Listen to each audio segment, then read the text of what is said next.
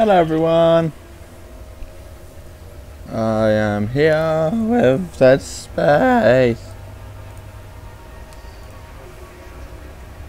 I did Dead Space stream last night, but to be honest, yeah, I couldn't be arsed with it. So that's fun. I'm gonna quickly check if my chat is working. Chat. Fucking hi. You gonna show up in here?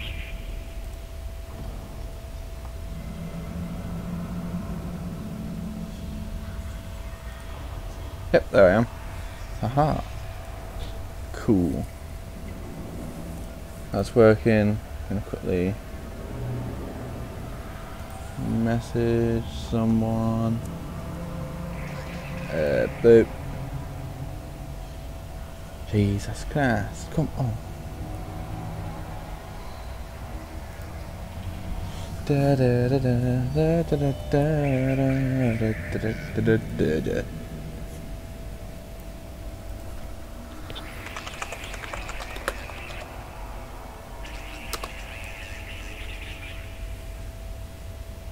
Content, there we go.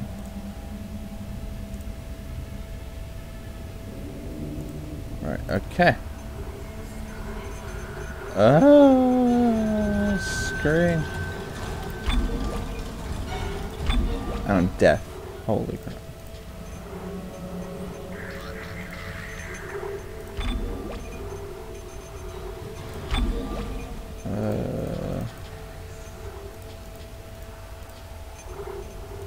I'll accept that. Yeah.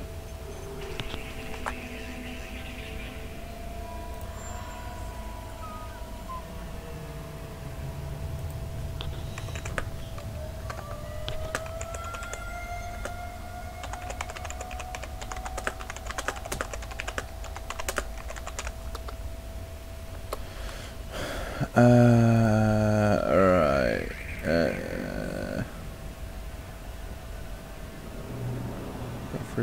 Oh, hello Edward. Right then. Let's get down.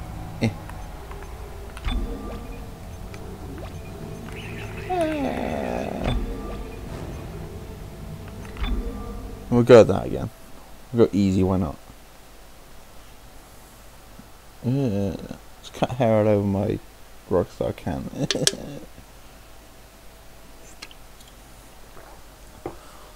I don't know whether you guys can actually see that FPS counter in the top left, but it's going mental right now.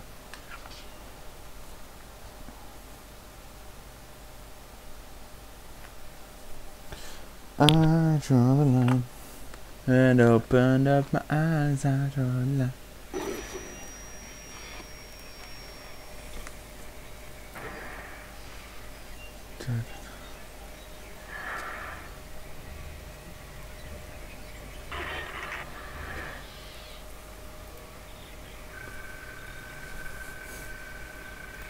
Wait, what?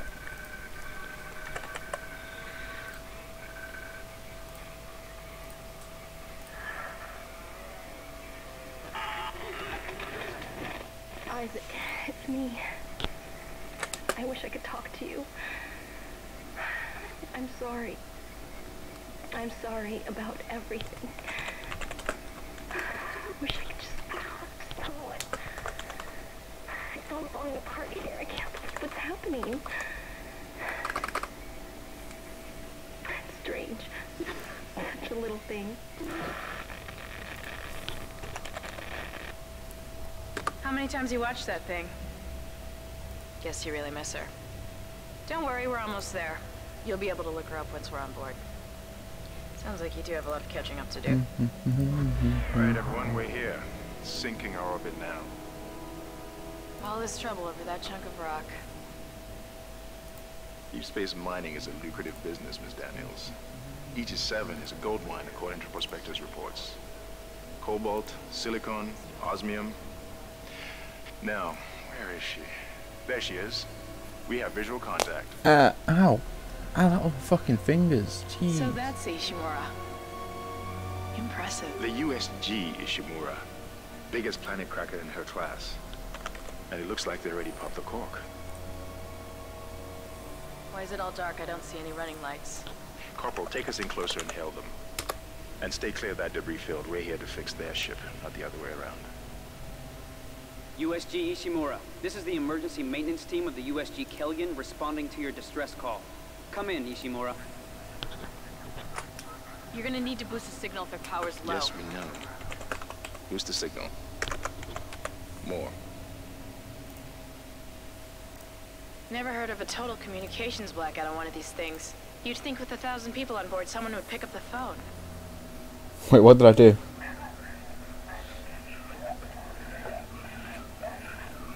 What is that? It's a busted array like we thought. Sounds like they're having Fucking- problems with their encoder. Okay. You get us down there and Isaac and I can fix it. 48 hours max. All right, you heard the lady. Take us in. Let's see what needs fixing. Gravity tethers engaged. Automatic docking procedures a go. What the hell? Yeah, I know. The auto dock, what is it? We're off track. I'm always injuring myself anyway. Hit the blast shields. Their guidance tether's damaged. Switch to manual, now. Inside the magnetic field? Are you insane? Abort! No! We can make it inside. Corporal, gave you an order. The field's too strong. Hi, Cat.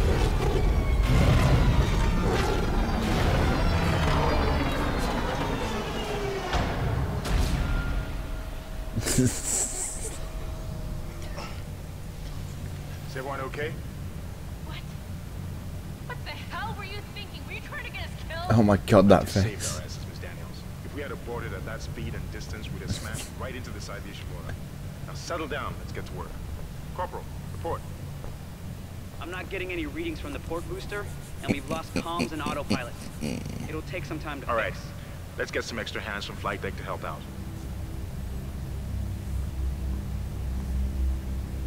Hold still, Isaac. I'm syncing up everyone's rig with the ship. Okay, we're done. Clean bill of health for everyone. All right. We've still got a job to do. We're moving out. I'm gonna sneeze. Oh. I don't want to sneeze. If I sneeze, I'll die.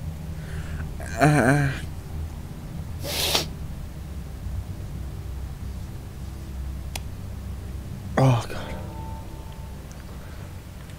I'm using a 360 controller because. You done? Cool.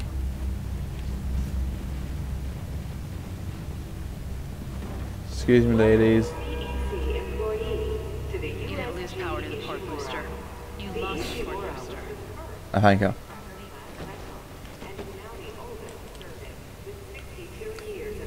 Bye-bye. It holds the record for highest number of planet cracks, with 34 to date, and highest dead weight of refined product at 14 trillion kilotons and counting. Whether you'll be joining us aboard the Ishimura, Guess the power's down everywhere. Isaac, get over here and hack the door pad. Okay. and we hope your stay is a pleasant one. Look for blue holograms to activate. I know how to do this. I've played this game before. Boom. I can't stamp it.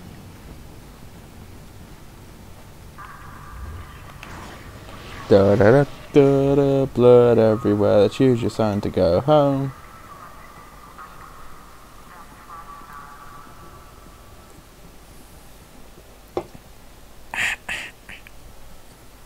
Seems like everyone was trying to pack in a hurry. He's got a pulse rifle. Yeah? Well, there's not. There's nobody here. I can't pick up any broadcast. Ah, sorry about this, guys. My mic likes to drop. Isaac, log in and see what you can find. Okay. Get that elevator back online. Power's dead. I can't. Then reroute the damn power. Look, if we all cooperate, we can figure this out a lot sooner. Let's get that computer display up, Isaac. Use the locator system to find your next objective. Found it. Huh, that doesn't look good. She's taking a lot of damage. The tram system's offline. Getting around is going to be difficult. Air seems to be flowing again. That's a start. But What the hell was that? Automatic quarantine must have tripped when the filtration system restarted. Everybody relax. What was that? Did you... Not sure. The hell? I don't know. Something's in the room with us. dun dun dun dun. Open fire! Open fire! Tender power! Tender! Come on. Come on. Got it! Isaac, get the hell out of there! The door's unlocked! Run! Hooray. Hooray. Hooray. Run, Isaac! Get the hell out of there! No, please don't hurt me. I am but a humble child.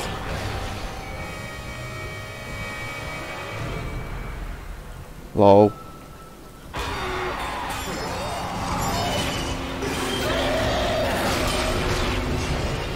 Why did I get so loud all of a sudden?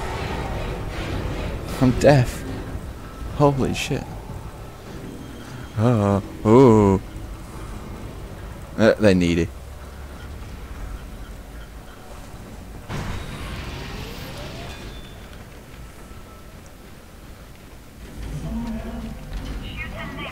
So Edward, how's the layout and everything looking on your side? Like, is it running smoothly?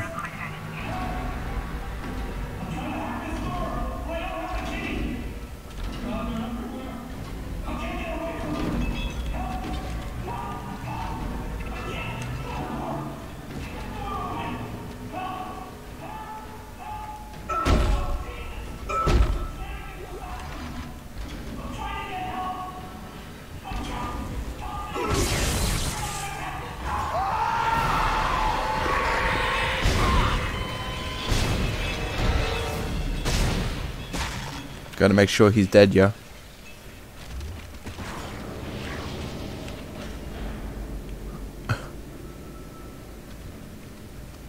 Hi, Carl. I'm glad it's moving fine. Well, let's go in the highlights later.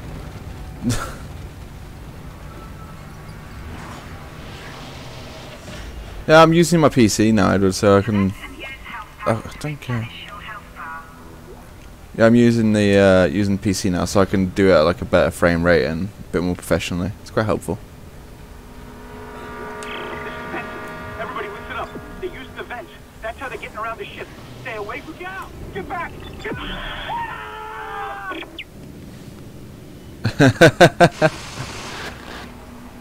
Isaac! Isaac! God, I can't believe you made it. Hello. Isaac, we ran into more of them on the way over here. Are you okay? More what? What the hell are those things? Is that the crew? Keep your voice down. Whatever they are, they're not friendly. And half the doors on this ship are locked because of the quarantine. Oh yeah, the reason you can hear that is because of my mic. The mic's quite sensitive, so I could just go. You're crazy. Well, I need to hear Hammond. it. You're gonna get us all killed. I'm hoping that did nothing. Listen to me. I will get you out of here alive. Now what's wrong with the tram? The data board is fried, but there should be a spare in the maintenance bay. There's also a broken tram blocking the tunnel that needs to be repaired. Damn it! Everything is on the other side of this quarantine. We can't reach it from here. No, we can't. But you can. Isaac, if I can get to the bridge, I should be able to access the personnel files. I actually managed to set up like a donations part as well. And if someone follows me, I didn't do it on YouTube. Shit, 1 second. Alright, it's gonna switch over. I'll be right back, guys.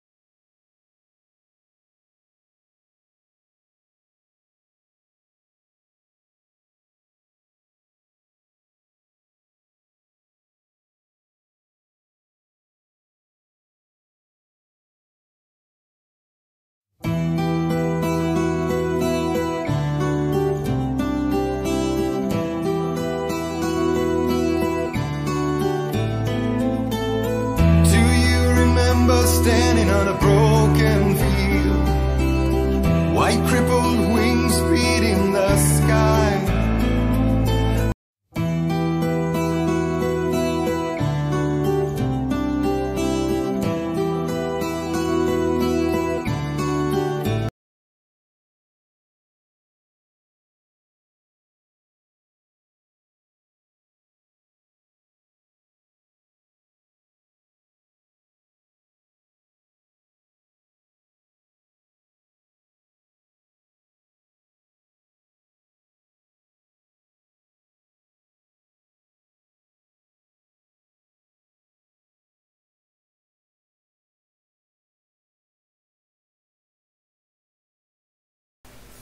And we're back. Hello. No, it hasn't ended. It's still here. Don't worry. Just sorting out some stiffs was all.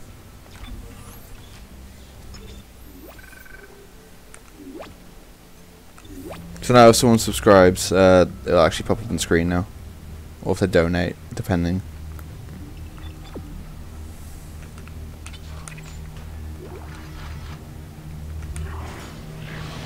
Looks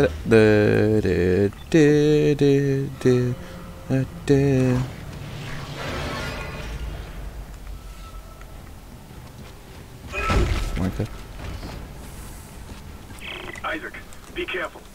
Shooting them in the body didn't seem to work. Go for the limbs. Dismember them. That should do the job. By dismembering enemy limbs and doing extra damage. cool. Let's go grab this. Money. Money, money, money. Here comes the money. Same dude.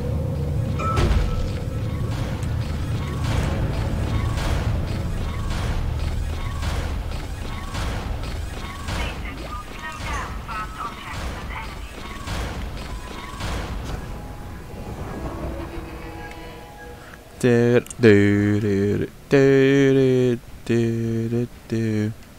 do do. Looks like that door is malfunctioning, Isaac. Try using the stasis module you just picked up. Yeah, no shit, Sherlock.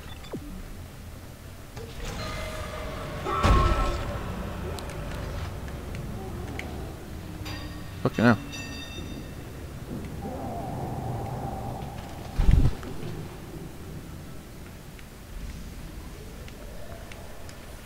That was weird.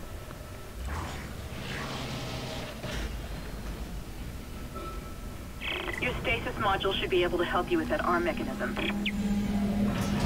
Yeah, well.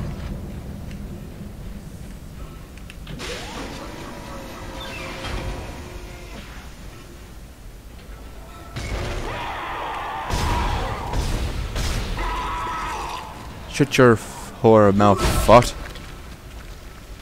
Guys are making sure no one else has come behind me. Have that happened to me a couple of times before when playing this game? Car rate is trash. We managed to get it back to the repair depot, but now the autoloader is fried. I need a stasis module brought down here now. If we don't get this piece of shit off the tracks, it's gonna jam up the whole system. Yeah.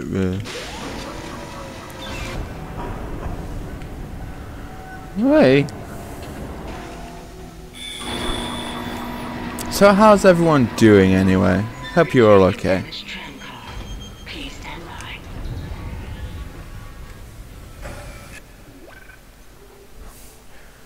Actually, my question is,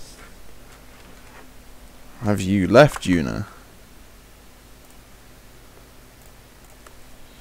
I was trying to get music playing, by the way, if you guys didn't know. Oh. Just when there was a fancy shit, like, just? I made it yesterday. Isaac, you did it. The tram is blocking the whole system. When you get the computer online, you'll be able to call the tram from the control room. Faster the better. I can hear something crawling around out there.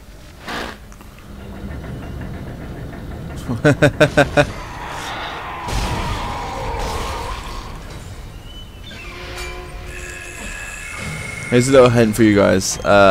If they drop something, they're dead. If they don't drop anything, they're not dead. Just so you know. You can always shoot them again just to make sure.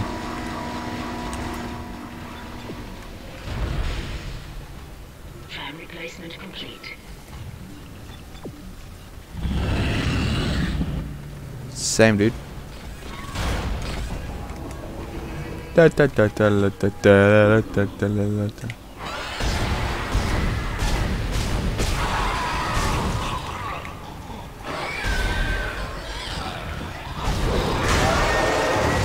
Yeah, that's a habit. You fuck off.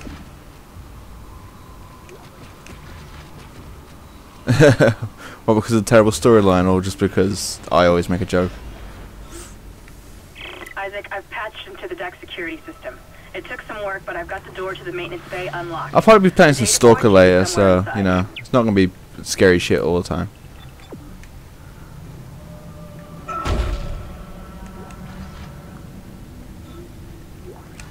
Oh, no.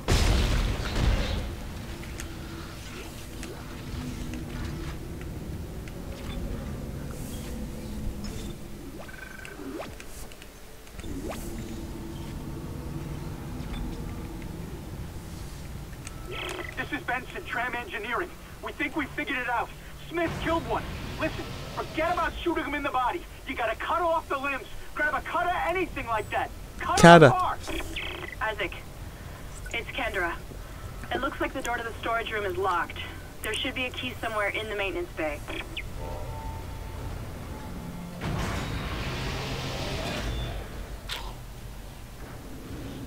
Oh.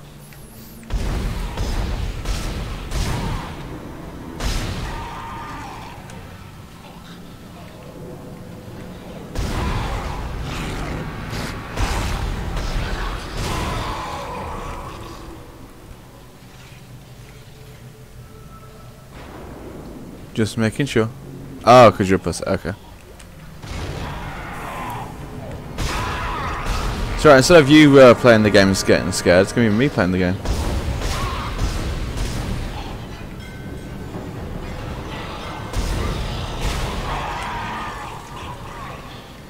Did they really? How is pussy that bad? Like, what? I can understand certain words, like, but... Pussy, why? It's like censoring the word fucking bitch. I don't understand.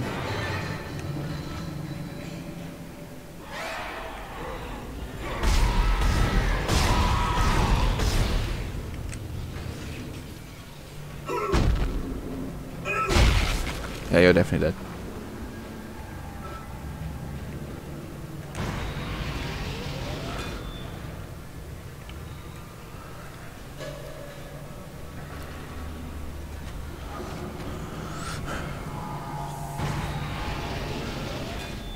Such a batch.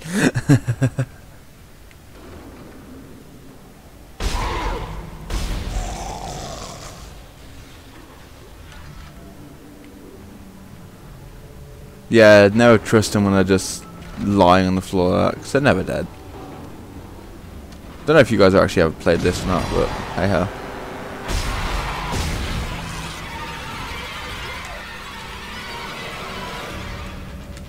Yeah. That was weird. Get out! I don't want to. I want that. Gimme. Okay, what have I got to drop?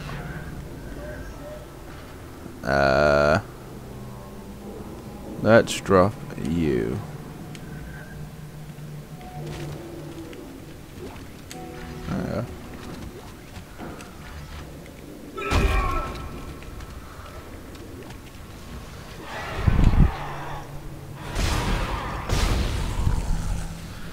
I will be, like I said, I will be swapping the game over. Don't know when. Soon, I'd imagine. They'll probably like hour and a quarter time. Maybe 6 o'clock.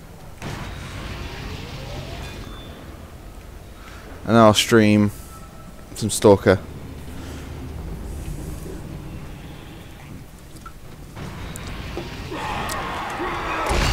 Or Oblivion. Who knows?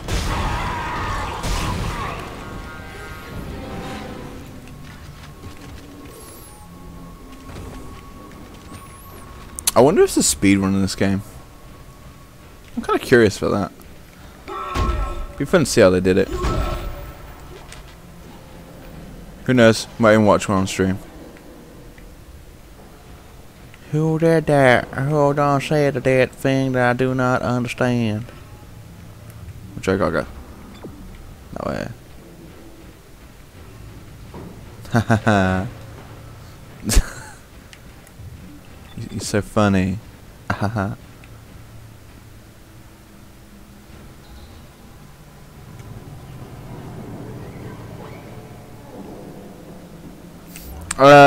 No, usually, I'll say to myself like a couple of things, but I don't usually, do what I'm doing now. But I've had to because I'm a bit awkward when it comes to, streaming and recording, because I obviously never had to do it properly. Because I've always had like Dan with me or someone else. So, yeah. Occasionally I'll make a joke though when I'm by myself, just to kind of ease the tension, especially when playing a horror game such as this.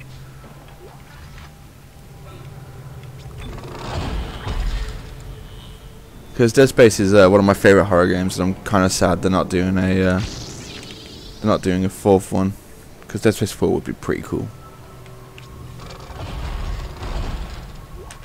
I do, however, have access to Dead Space 2 and Dead Space 3. And slot it into the computer array. That should get the transfer to come back online.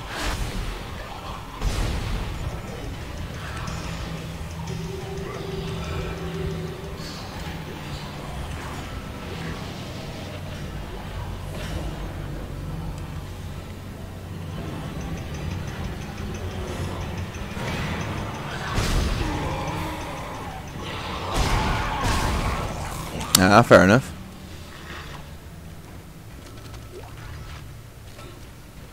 I mean, to be honest, yeah, it's it's a pretty good habit to get into as well, especially when I start YouTube. Oh, wrong way. There we go. Because I mean, like, you could always go on get a Discord or something going, and have a couple of mates just sat there with you while you play it, just to have a bit of conversation.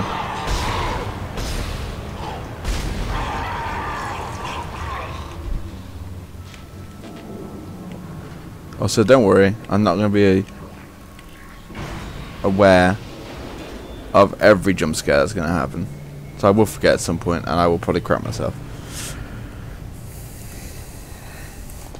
I've just played this game a hell of a lot.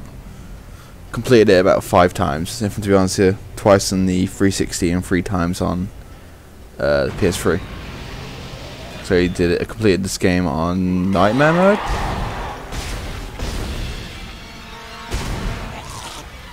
Which was actually quite creepy. So, I'm gonna say. Can you guys see the FPS counter, by the way, on the top left of my screen? Or was that just me that was able to see that?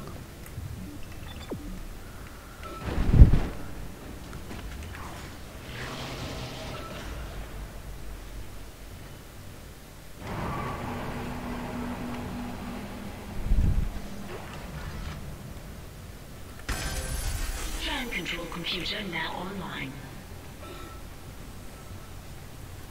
Shipwide tram system reinitialized. All trams now. No, I was just wondering if you could see the FPS counter or not. Because at the moment I'm getting about 110 frames.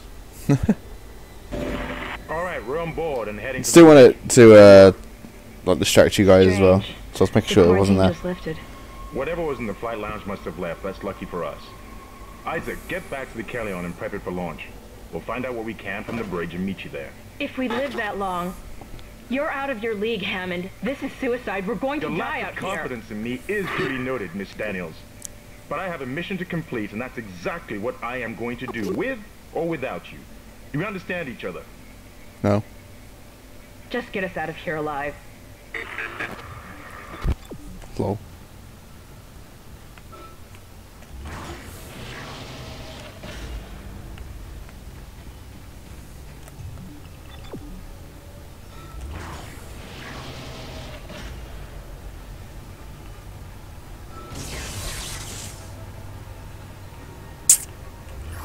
Atmosphere trying to be scary. Ha ha ha ha. River without you. River without. Yeah. Yeah. Yeah.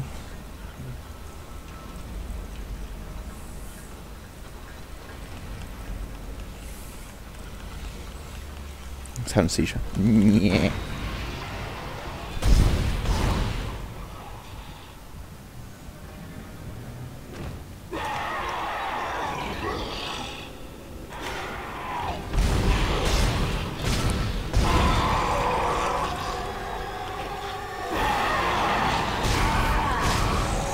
Get the fuck out of here.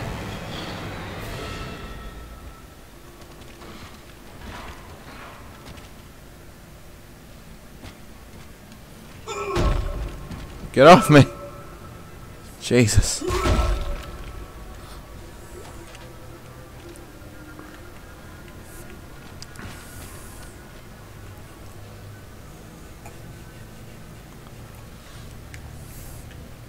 Sorry guys, this is messing with my mouse then.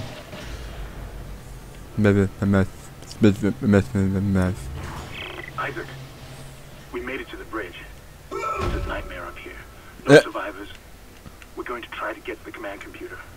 Wish us luck. Not anymore, he doesn't, because he's dead.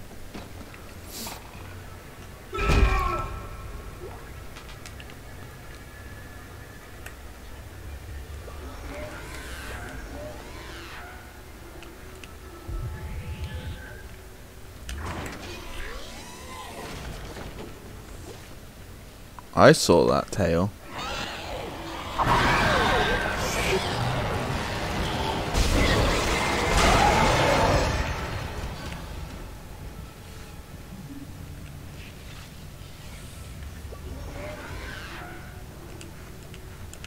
The hell out of it, don't want you.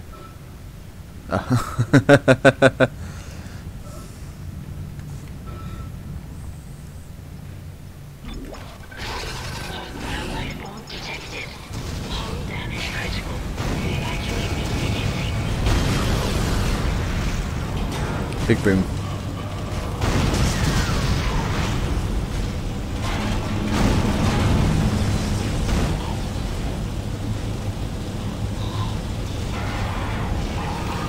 I love how Isaac just has no fear of these guys.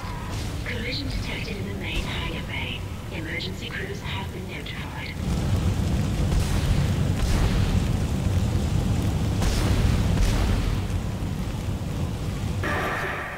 What the hell is happening down there? What happened to the shuttle? Those are it's the only way off the ship. Kendra. No, Hammond! This changes everything! I'm a pretty good, main character. Can you access the command computer? It's no good. There's an executive lockdown of all primary systems. Without the captain's authorization, I can't access them. Well, where's the captain? Here he is. Captain Benjamin Mathias. Location? Med lab. Status? Deceased. What? How? I can't access that information. Find the captain and you'll find his rig. With his authorization codes, I can crack this computer wide open. Damn it. Isaac, I'm sending the tram back to your location. Get to the medical deck and find that rig as fast as you can. What was that?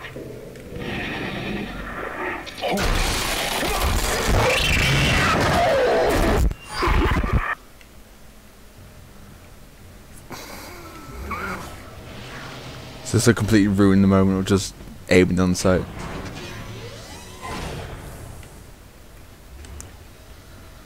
If I remember correctly, there is a jump scare on elevators sometime. I forget when it is.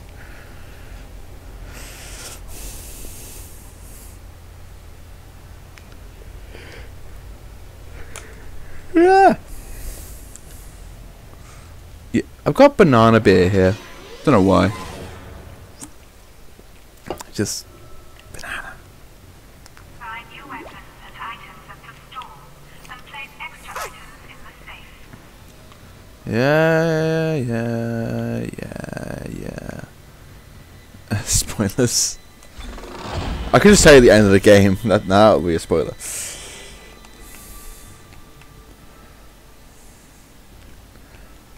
It's a shame there's no quick turn ability. I've just got to kind of slowly turn.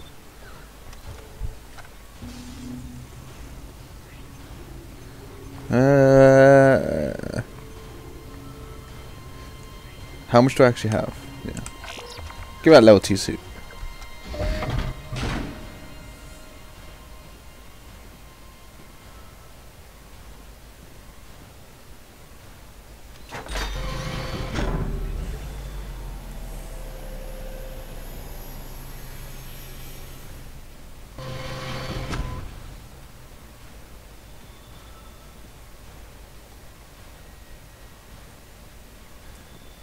I'm looking more and more like a samurai every day.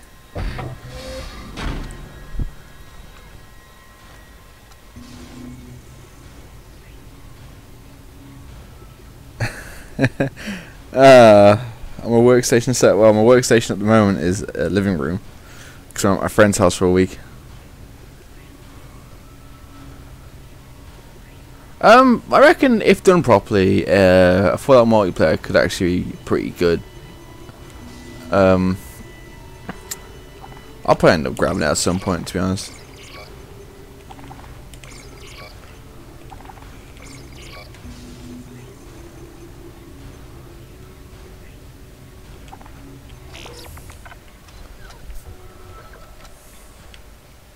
Red weapon icon.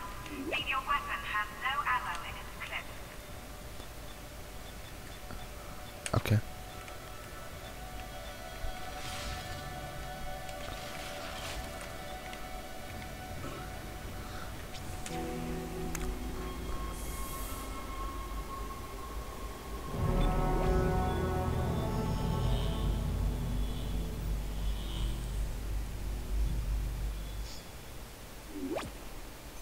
Oh, I'm definitely gonna get the Dying Light 2.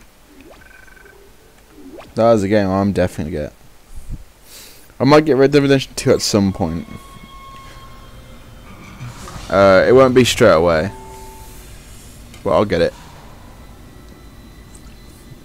I'll probably get it for my birthday actually this year. Shh. It's all right, McCoy. He's here. Nothing to be afraid of. Dying Light 2 looks pretty cool though. The fact that depending on what you do, depends on the city.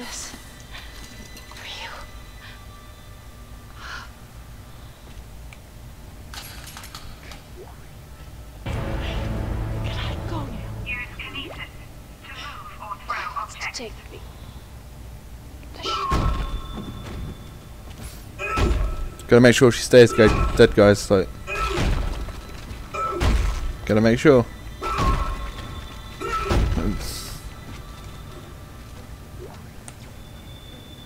Yeah, I know. Oh, look at me. I've got a thing that I can do. Apple.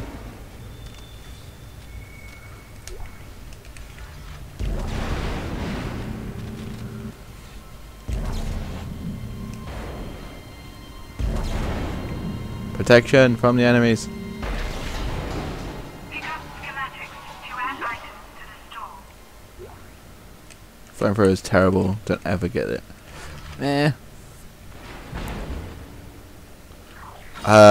Yes. I'm just gonna go yes. Isaac, are you there? We were attacked. This game tries to skate every second it gets, man. I can't believe I lost her. We can still do this. Get me the captain's rig codes and we'll find Nicole. Looks like the crew barricaded the door to the emergency wing. You have to blow through it to get to emergency the morgue. wing? Get some thermite from medical storage and a shock pad from zero-G therapy. Should be down the corridor. Why the fuck is there a goddamn thermite in the medical storage? This just makes no sense. Why?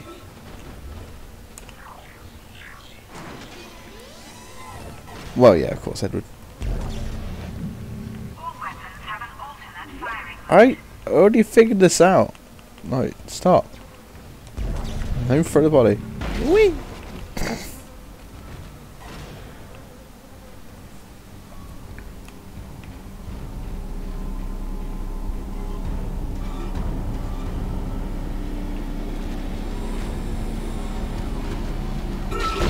Okay.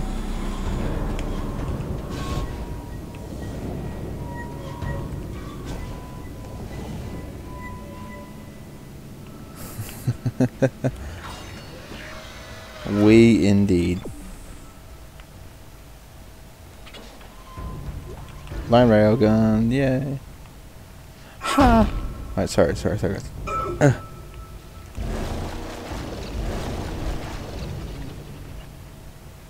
The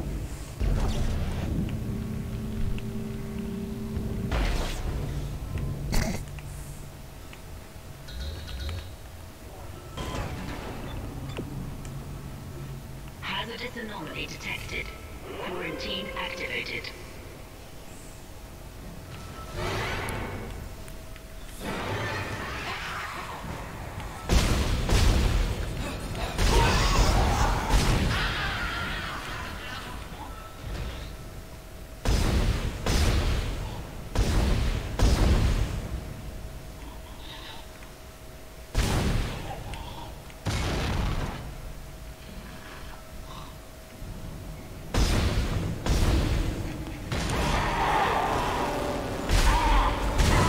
it's trying so hard to make me jump, but it's not working.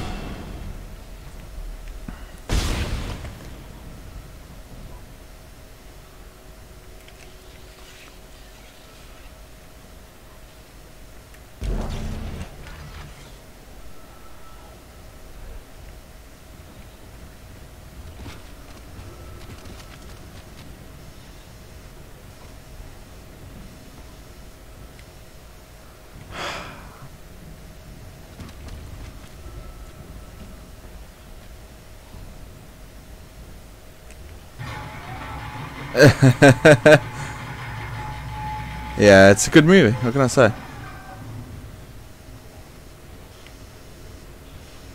Oh, look at your cute little baby. Yeah, look at your cute little boo-boo. Oh, he's dead. Oh, she's dead, boy. Excuse me.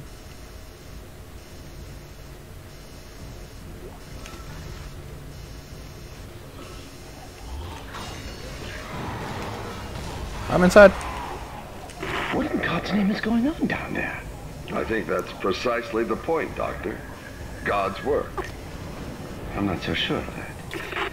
We have to assume that the colony's problems are somehow connected to the marker. You can assume all you want to. I do not. The marker is glorious. Wait, and what? divine. You know that. Anyway, we'll have it on board tomorrow. You can analyze it all you want How to. What are the you so shit did he get worried in? about? Worried? Captain, people are dying down there, killing each other. Is this mad transformation unitology teaches us? Doctor. Terrence. There will always be risk when the stakes are high. And here, they're enormous. It could change everything. That's what worries me. If you shoot your own kids and say if they have a little boo boo, then I'm worried. Yeah, that's gonna be me in the future, Edward. You know it.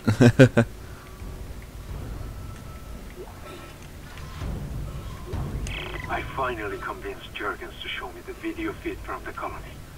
And what I saw was glorious. Breathtaking. Miners undergoing a transformation into something extraordinary. I must know more. Even as the believer within me wants to become one of them, the scientist needs to uncover their secrets.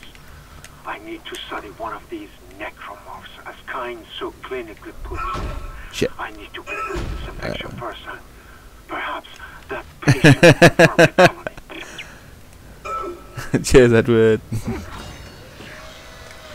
Yeah, I am gonna like download this afterwards and make a video out of it, just so you know.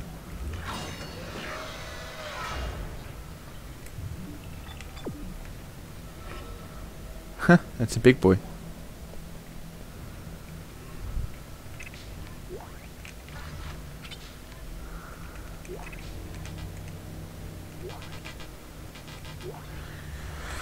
Inventory's full.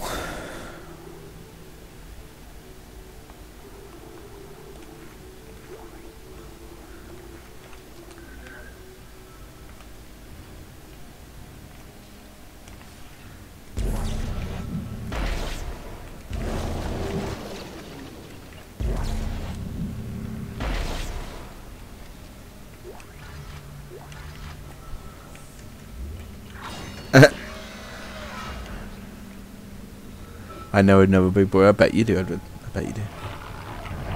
Oh, look at little baby. Look at it. Oh, it's so adorable.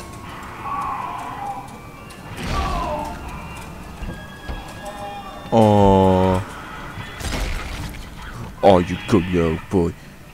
Oh, come give daddy a hug. Come on. Come give you a hug. Okay, fuck you then. Piece of shit. They want a hug from you anyway. Eyes up above me.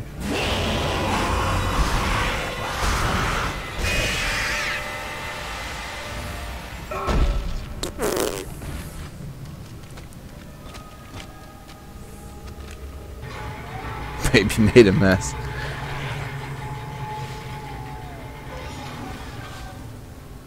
I think we have a clean up on aisle poo. Ha ha ha ha ha.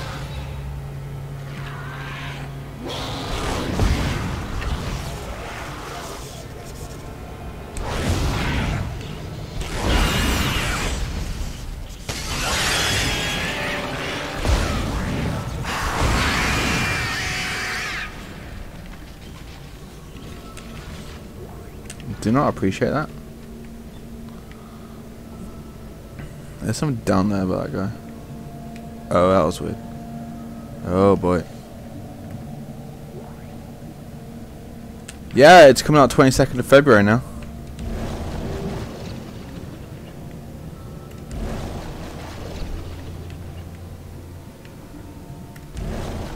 I could totally get that from here. Yeah, it's coming out February 22nd, and it's going to be like a 30-hour game.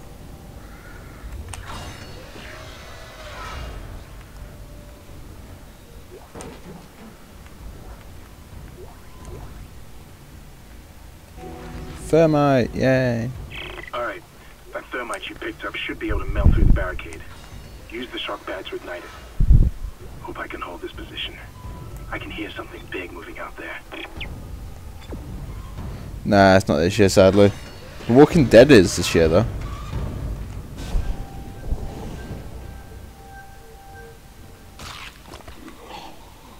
What released this year? Overkill's The Walking Dead.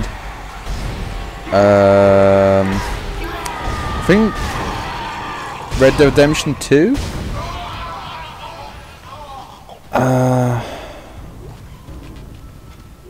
I forget. There's a few. How much I know. We got Resident Evil 2 next year as well, which I'm looking forward to. I'll be streaming that for definite.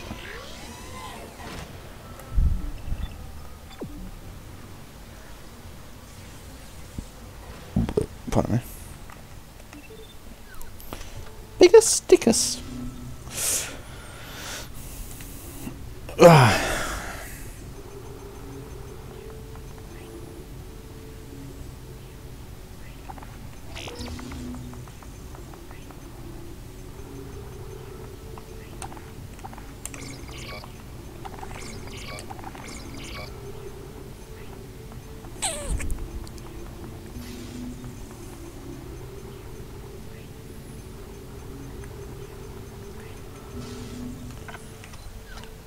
What was it? Upgrade bench on here? I forget.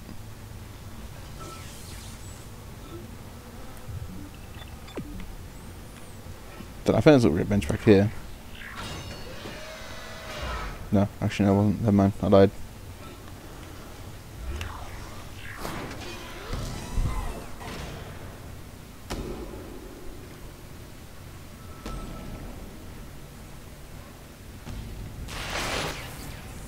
By the way, is the game too dark for you guys, or is it just right?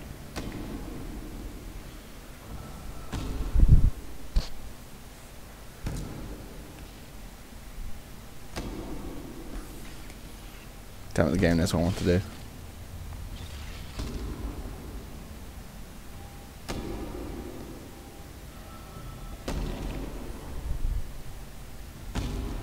Isn't there a new one being released in Japan? Like House of Dead 8 or something like that?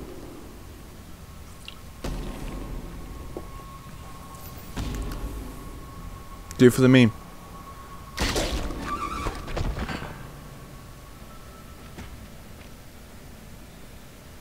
Wow, you got rigor mortis real quick.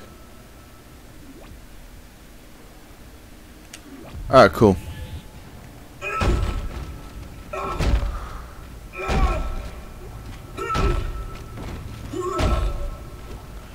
I don't know if it's too dark for you guys or not.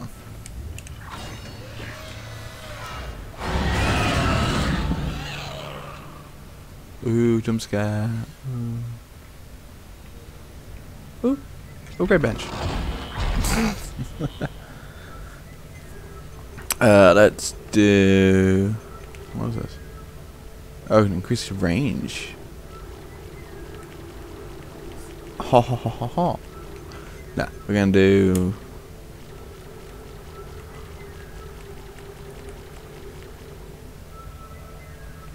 Yeah, we'll start working on the armor now. I think we'll do a bit more on the. On heavy objects that display this symbol.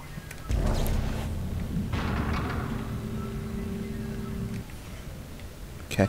Well, I'll. Fuck! I forgot what I was gonna say now.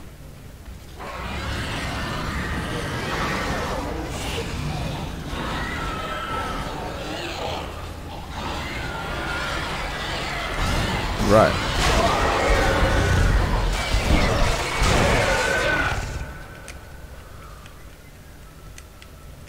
Oh, he's not gonna let me load. There we go. Battlefield 5, yay, Battlefield 5. Dying Light 2's got a release date of 2015 or 2018.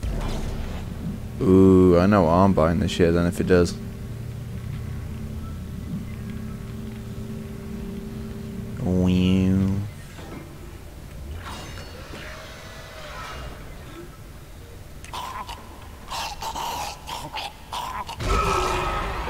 Lol.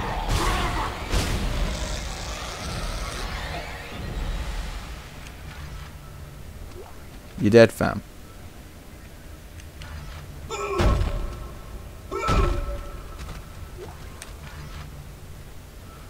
Full surrounds.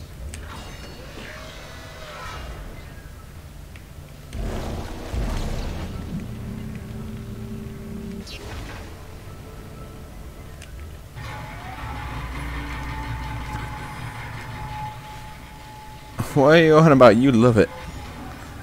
I see you playing Battlefield 1 all the time.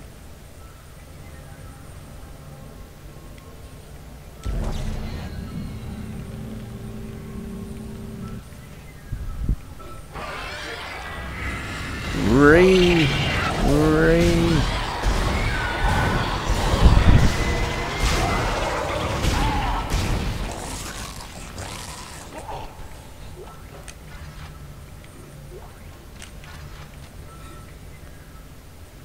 Gonna miss me when I'm gone.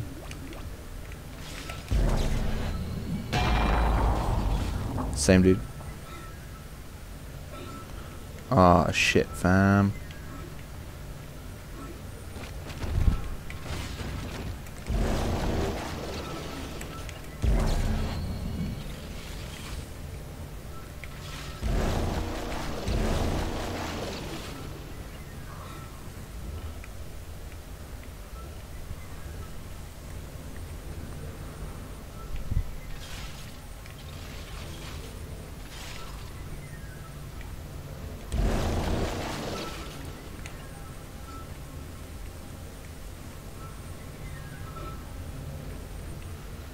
Dude.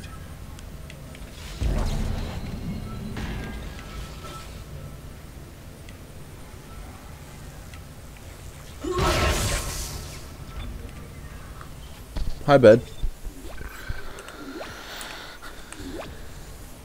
Yeah, and yeah, she been busted, you know.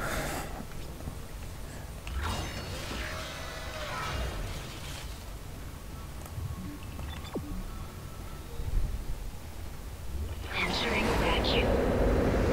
Your air meter will appear when you are in a vacuum. Cool.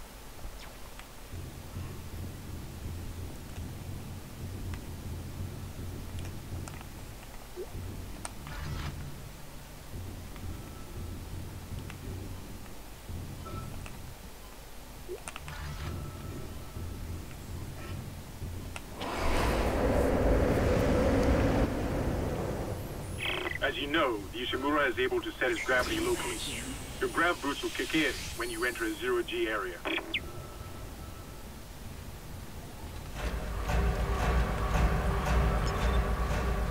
ammo counter will flash red if you can't jump to a surface. Boy.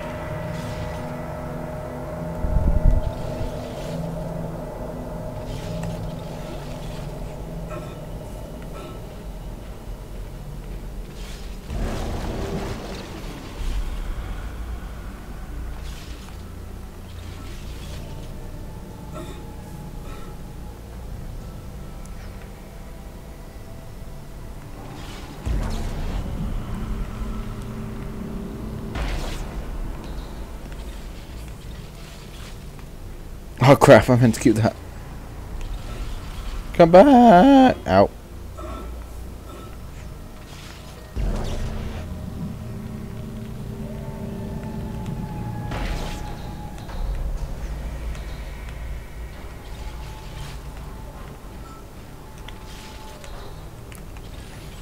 There we go. Finally managed to find a place I can fucking jump to.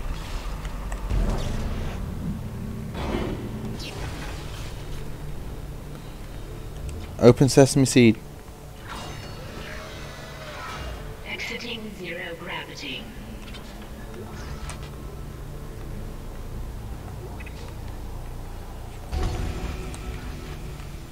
Great.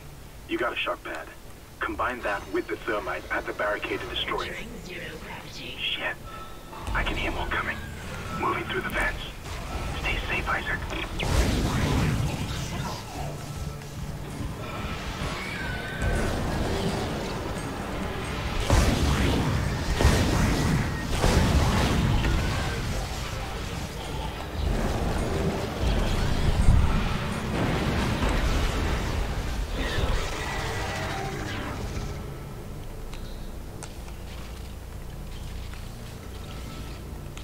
Whee!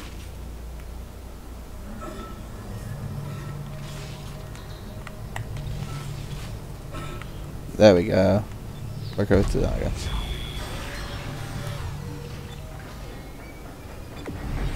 Exiting zero gravity. Exiting 0G. Vacuum.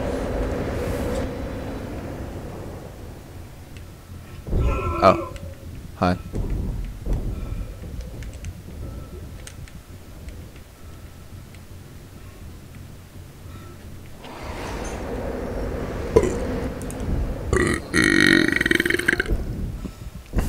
Pardon moi. Exiting vacuum. I've paid attention to it. I read your comment, but yeah, it Battlefield 5 looks okay. I'm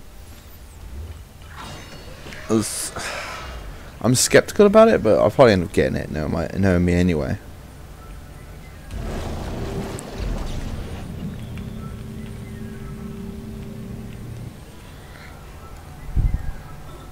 To be honest, I quite enjoyed the war stories in the first. Well, I say for the first game, from Battlefield 1. So I'm hoping I'll enjoy these ones.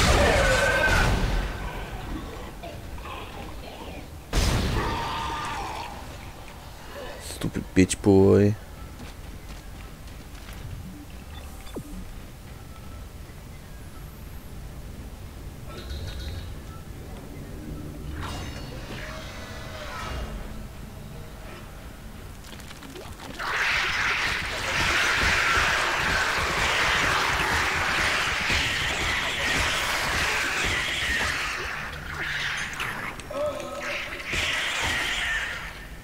No, I had Battlefield 1 for ages.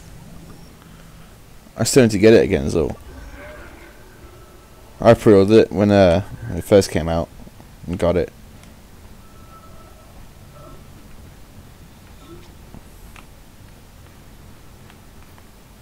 I've just been too busy to actually think about getting a Battlefield 1, to be honest with you.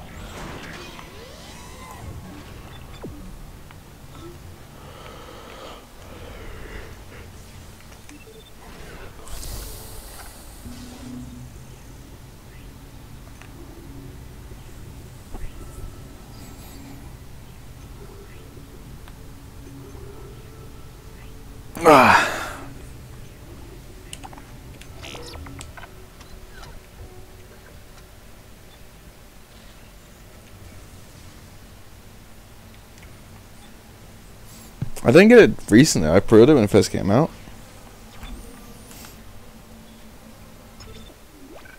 Check my PlayStation profile if you don't believe me.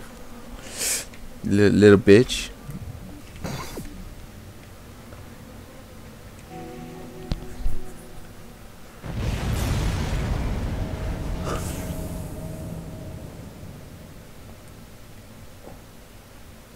I think he is, yeah. You're through. Should be clear from there to the morgue. Remember, the codes are on the captain's body. This is Senior Medical Officer Nicole Brennan transmitting ship-wide. We need more help. We don't have the resources to deal with this many cases. Nobody would tell us what's happening. These wounds, we are not equipped to deal with this. Get him to the table. Hold him. Nurse, you hold him down. Recorder. That was Nicole, right? I can't tell from here when that log was made. I'm sure she's around here somewhere.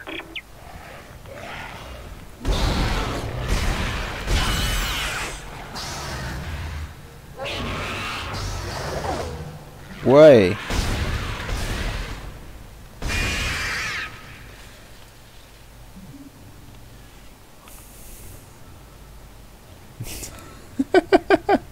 No.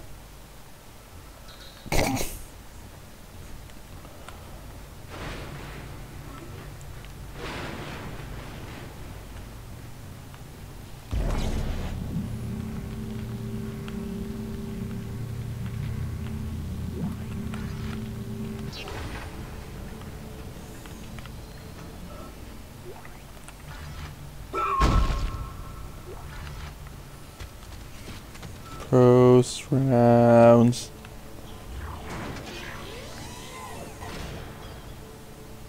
Ooh, dark and spoopy. Shit, I missed.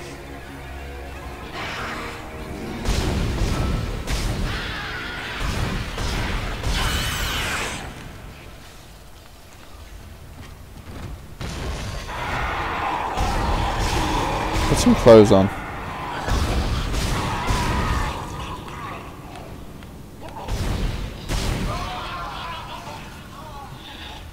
That's your punishment for not putting clothes on.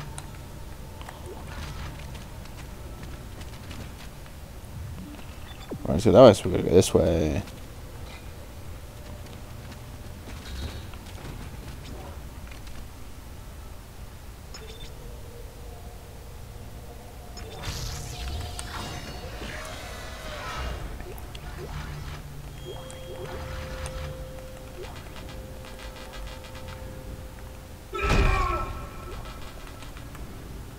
Right, okay, so we're gonna drop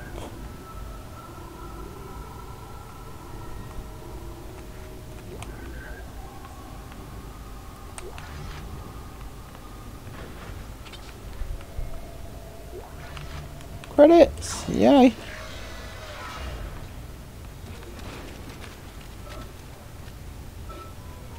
I could actually probably complete this game just using the plasma cutter now I think about it.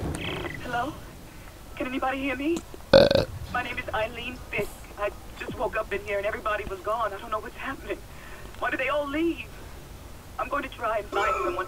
If you can hear this, please come for me. I can hear scratching in the wall. Hello? Who's there? Are you a doctor? Why is everyone... Wait, I know you. You're Harris, the prisoner from the colony. You killed that nurse. Help! Somebody help me! Please!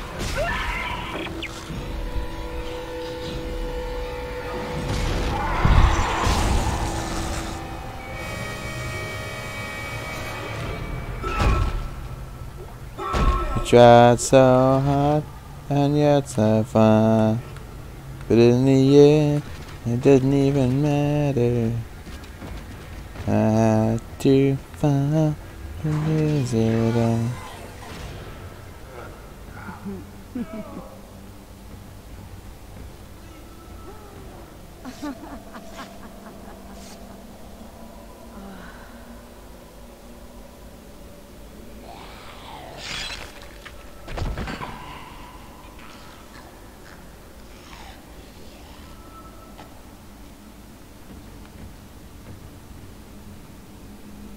Right.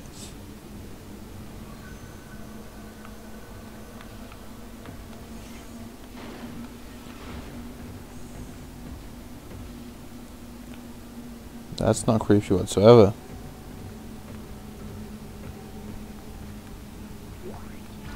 Gonna look. Have fun looking.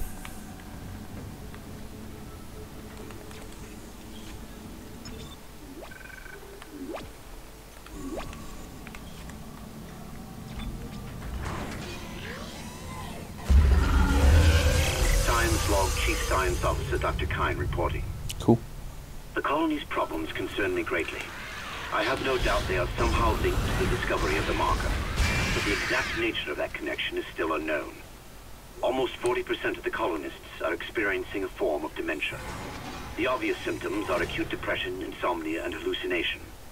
Incidents of violence and even murder also indicate extreme paranoia. Dr. Mercer has advised that I bring some of the affected on board for study. Dr. Wellen, the planet-side psychiatrist, has reported that his own analysis has been fruitless.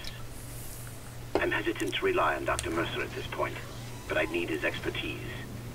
We need solutions, and we need them quickly.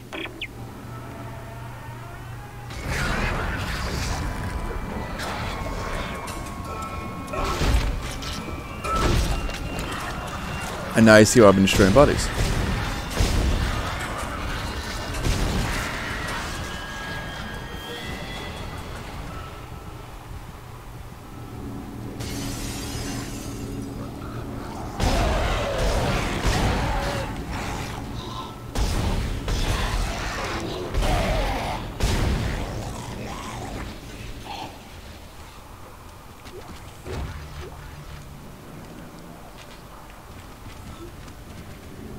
Codes received, and they look good.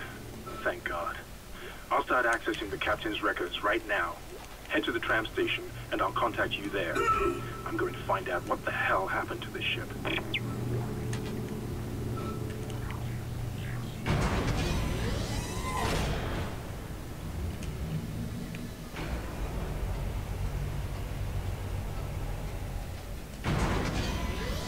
Wow, these elevators are quite quick, you know.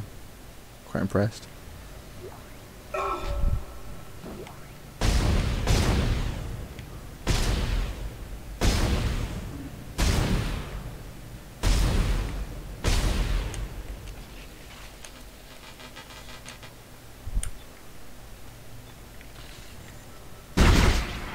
I'm gonna shoot some limbs off.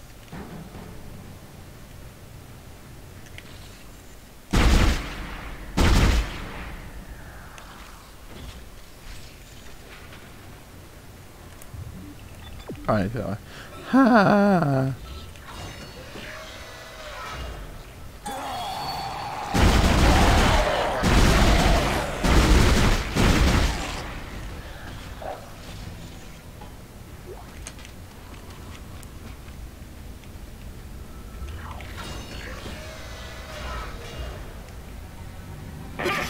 Isaac! Somehow one of them found a way down to the captain's nest. I managed to contain it in a damaged escape pod. Lifting executive lockdown now. I found the deck logs. Whatever is happening around here, it came from the planet when they cracked it open. It spread to the colony and reached the ship. Isaac, this isn't an infection. It's some form of alien life. Shit, we've got bigger problems. The ship's engines are offline and our orbit is decaying. Get over to the engineering deck ASAP while I stay here and figure out where the problem is. Okay.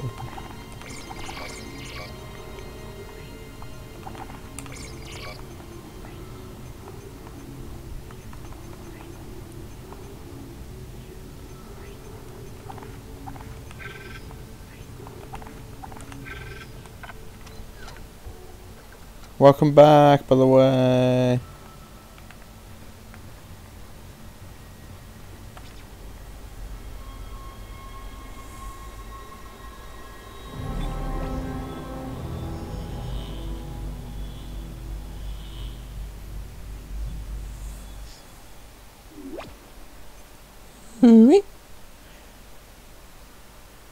Yeah, of course.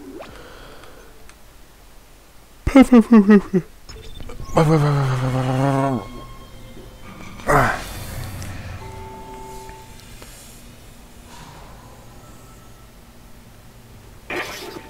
got two problems, and we're working on borrowed time here. First, there's no fuel in the engines. Second, the gravity centrifuge is offline, which means there's a couple of trillion tons of rock pulling us down. I need you to get that centrifuge operational. Refuel the main engine and fire it up so I can stabilize the ship's orbit.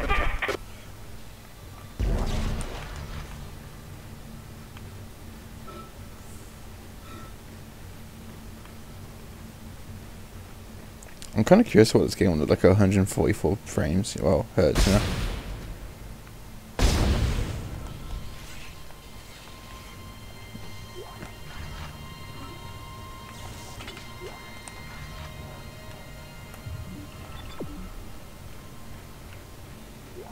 Personal log. Acting Chief Engineer Jacob Temple. Right. It's been 2 days since they pulled that planet open, since the captain died. The panic, the riots, they were nothing compared with what came after. Our friends, our co-workers, started coming back. Changed. Coming back to kill us, drag us away. Yeah, all Dan subs, you are the only one that actually subscribes to me. My crew, there's a few that actually subscribe to me that are from Dan's channel, but the main one that's basically comes and watches everything I do. The primary engine is laboring. Danvers and I are going to try to reach the fuel depot to see if we can fix it. Temple out.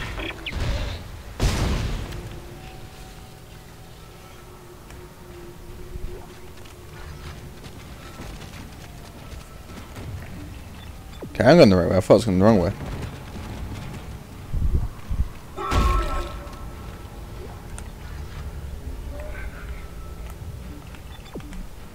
Do I actually have any power nets? I think I got one. Yeah.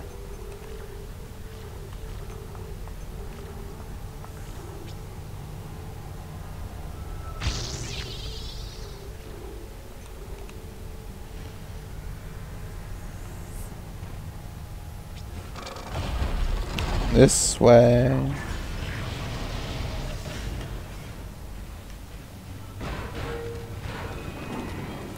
That was a bit weird, not gonna lie.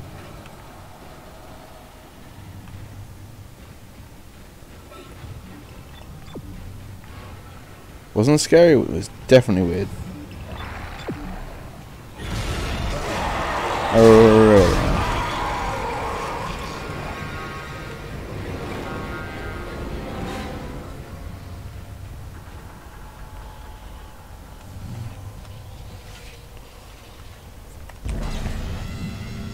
Refueling sequence activated.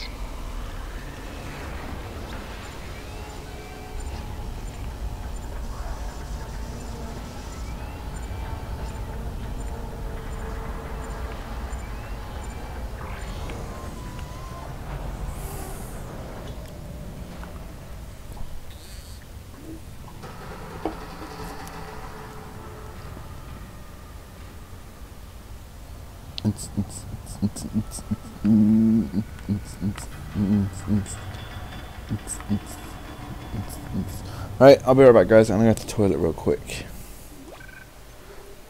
Put this up over to. I mean, oh, I don't have a be right back screen. Alright, well, it's up then. See you in a minute.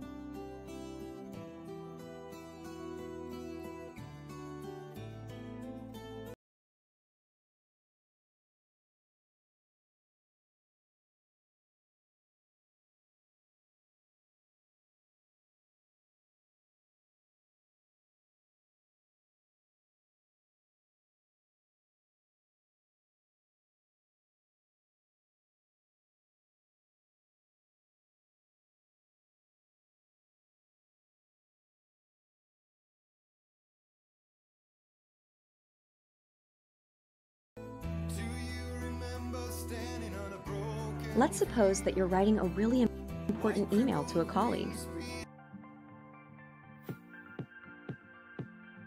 or a post on Facebook that all your friends will see, or a paper for your English class that you just have to get an A on,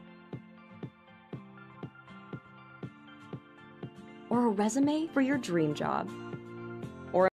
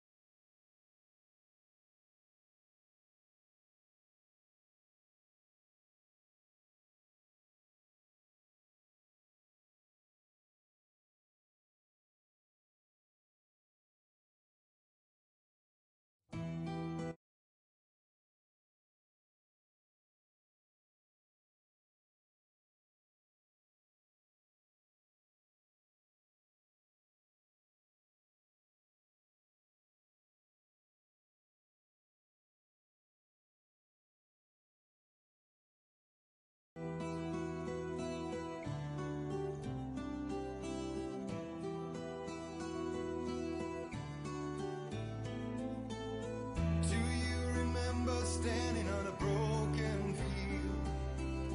White crippled wings beating the sky. The harbingers of war with their nature revealed, and our chances flowing by. If I can let the memory heal, I will remember you with me on that field. When I thought that I fought this war alone, you were there by my side on the front line. When I thought that I fought without a cause, you gave me a reason to try.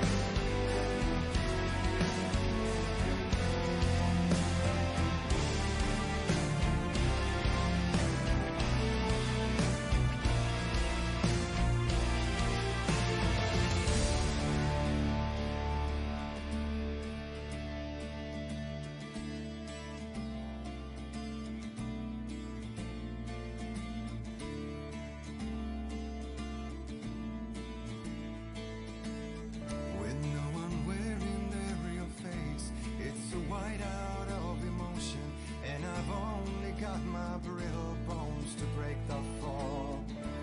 When the loving letters fade, it's like moving in slow motion, and we're already too late if we arrive at all.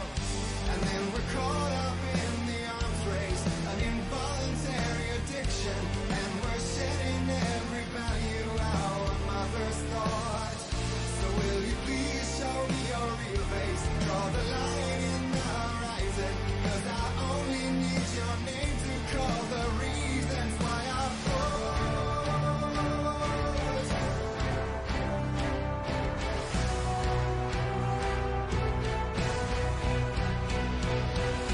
When I thought that I fought this war alone, you were there by my side on the front line, and we fought to believe the impossible. When I thought that I fought this war alone, we were one with our destinies entwined. When I thought that I fought without a cause, you gave me the reason why.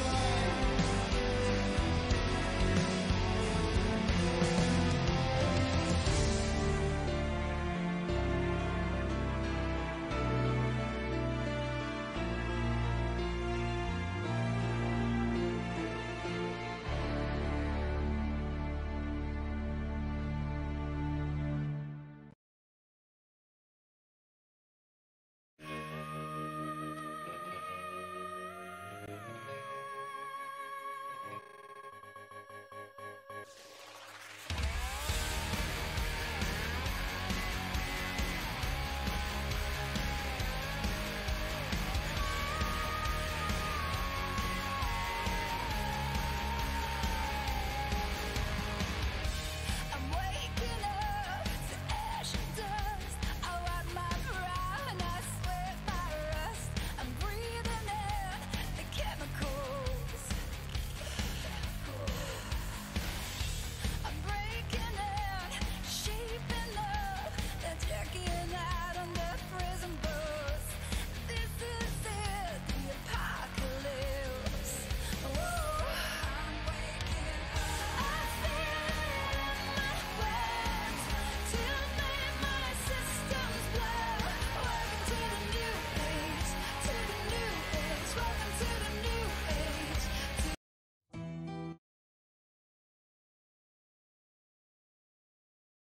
And I'm back. And no, it was a wee break. I just had a drink as well while I was doing it. Not while I was weeing, but I had a drink, okay? That's not what that matters. Right. This way. I think from now on I'm just going to use SoundCloud music and just be sorted. Oh. Lol.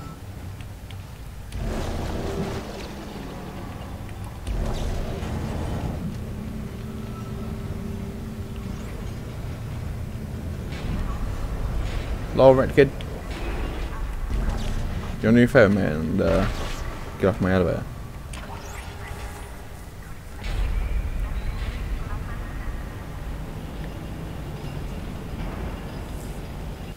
Right, you want the song? 1 second, I'll look for it. Don't know what I did that for. The first song.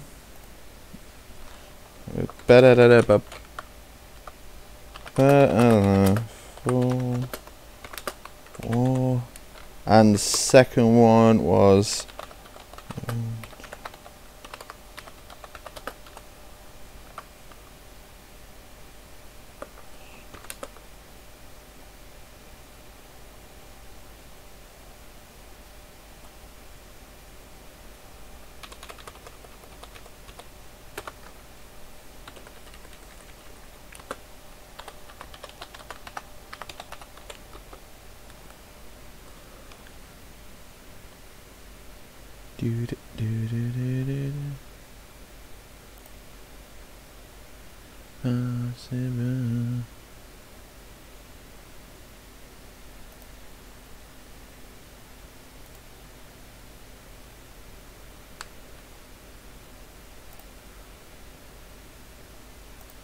No, wrong fucking Jesus. Cancel. Sorry, it's just been a pain in the ass. Do.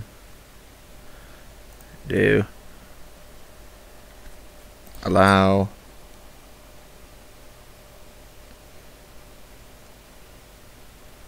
There we go. Now you should be able to see that. Right, anyways. Back to this.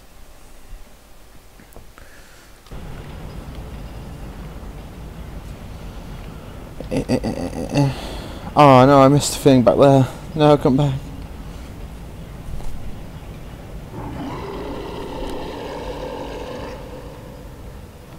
Excuse me.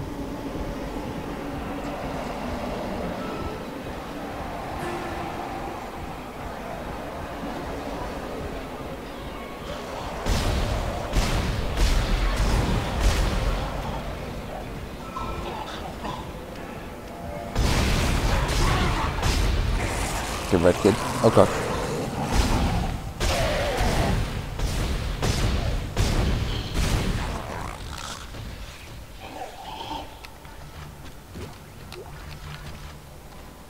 Right.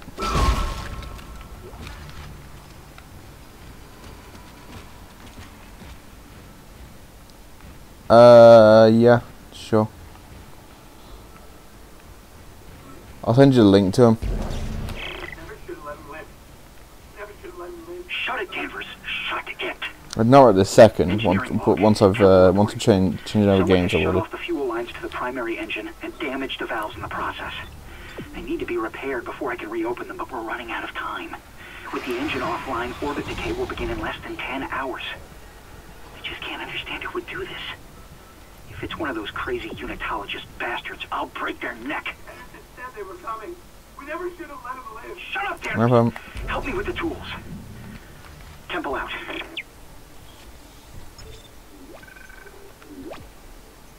I was switching over in a minute anyway. About 5-10 minutes. Basically the next save.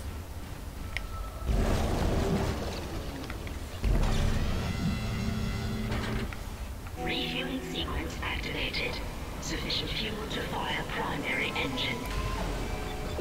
Whatever you did, it's working, Isaac.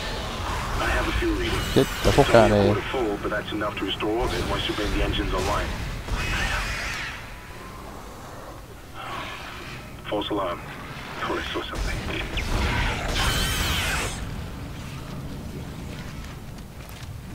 Never say false alarm in a horror game, because that means that there's something there.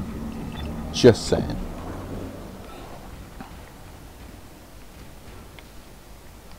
You don't want to kill Daddy.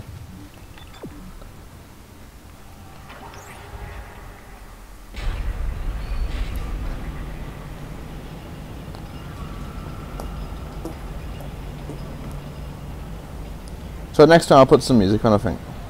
I would actually, I would do on Stalker.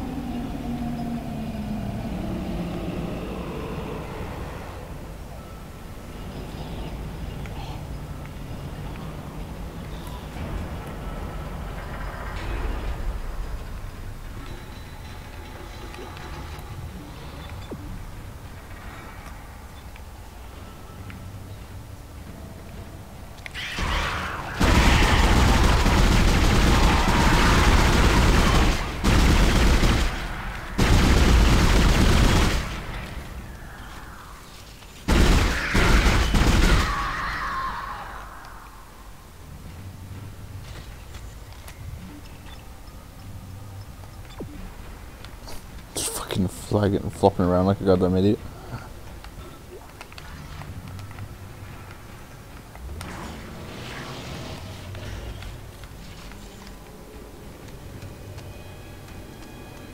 Guess what? I already killed all you people.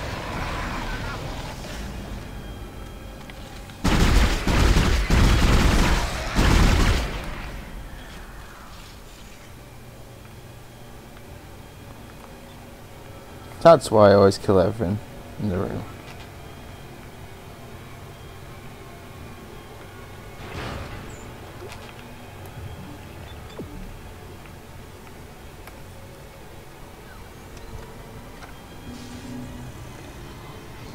Got it. There we go. Got the Ripper.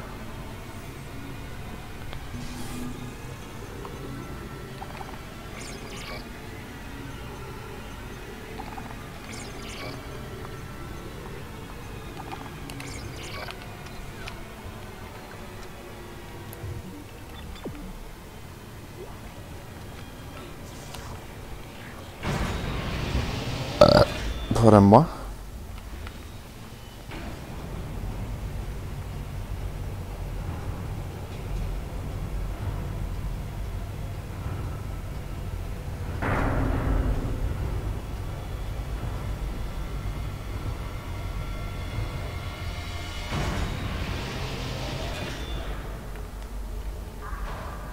Okay. I was expecting to drop through the roof, but apparently not.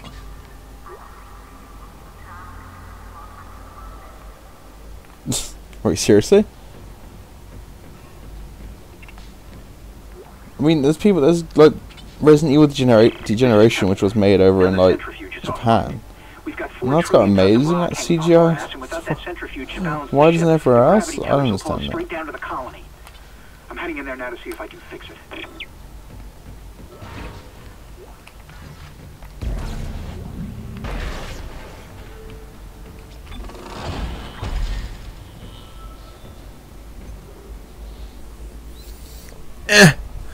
My knee.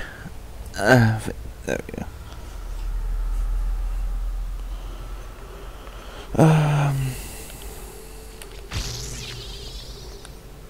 There we go.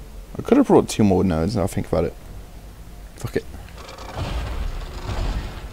Saving up for a new suit upgrade I am. Decontamination sequence activated. Please stand by.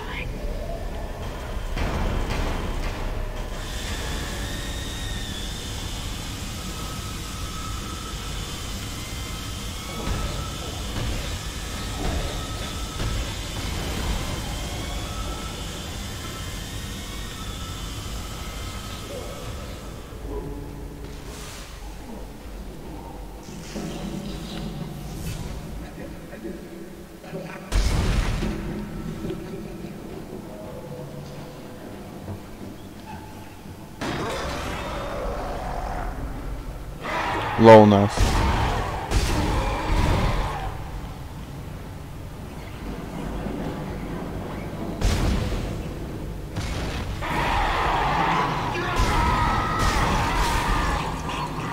What movie is that?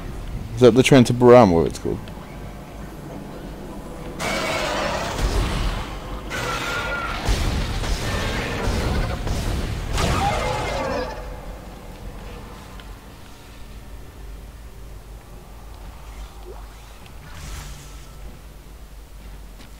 There we go. Decontamination sequence complete. Thank you for your patience. Hang on a second.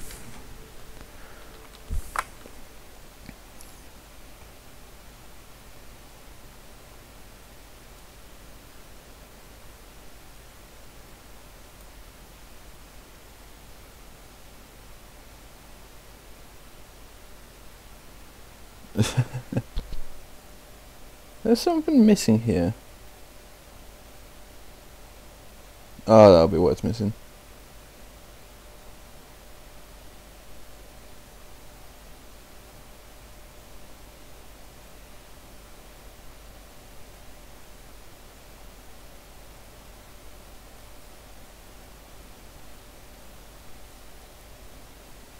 There we...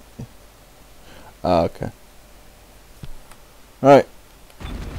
There you go, now you can see that I'm actually reading the chat and it's not just me just guessing.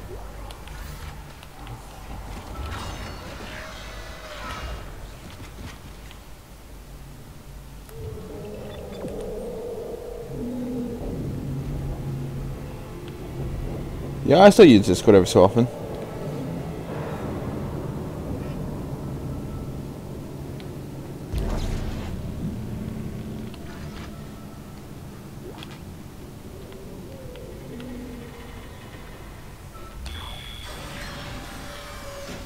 I usually use Discord to talk to a couple of friends on a different chat as well. Give me that. Okay, don't give me that then, whatever.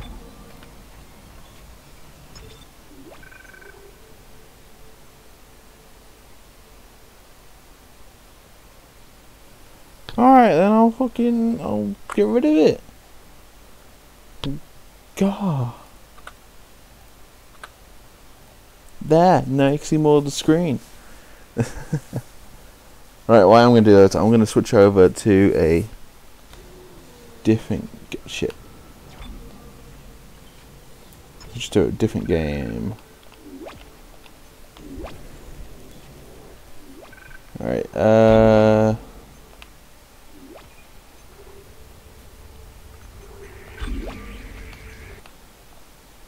Right, now what I'll do is I'll come out there, there, there, there, there. Right,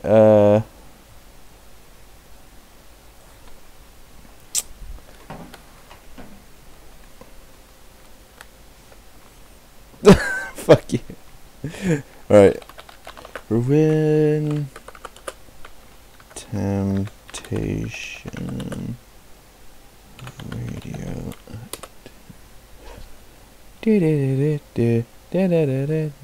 Radioactive.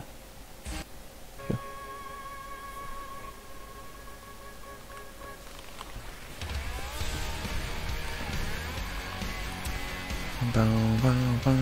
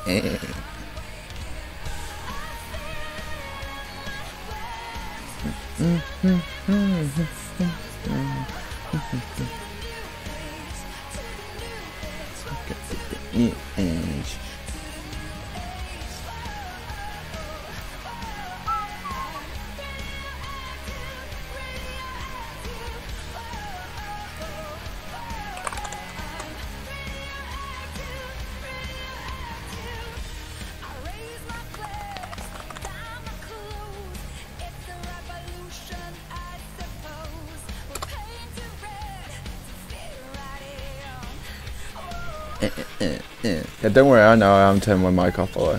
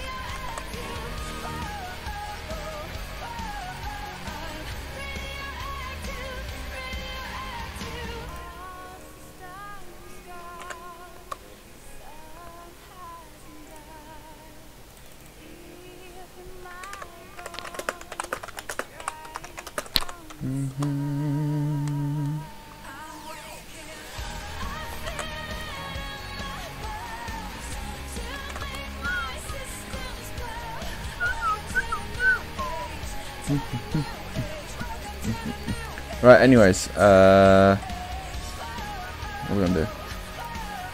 Let's create a new scene real quick. Oh, cancel that.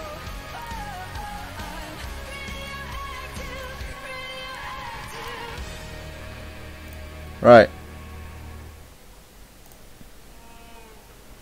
Choose from any of those games, apart from GTA 5 and Arm 3.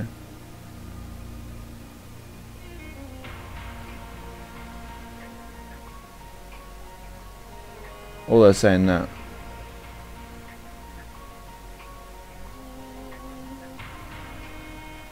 Right. Oh,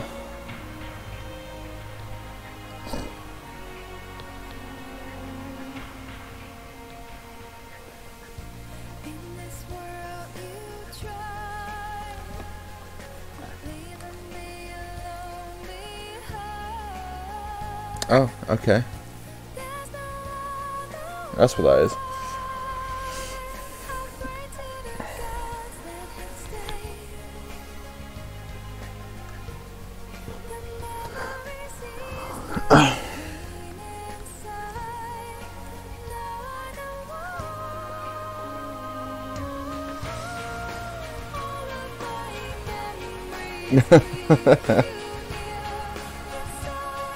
I don't think anyone actually plays CS online, to be honest.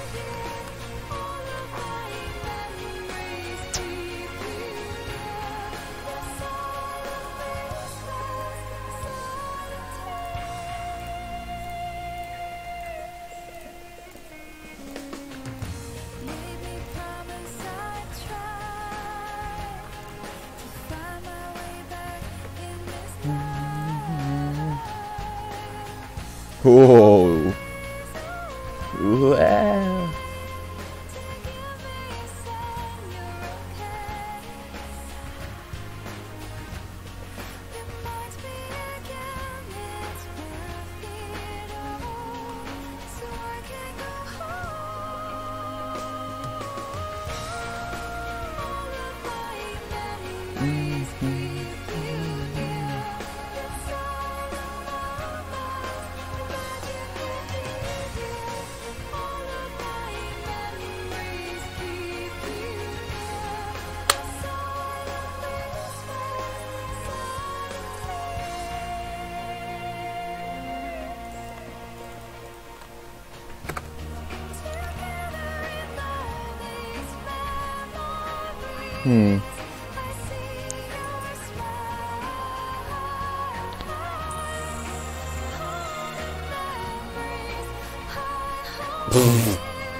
What was really was probably the reason why most films do that, to be fair though.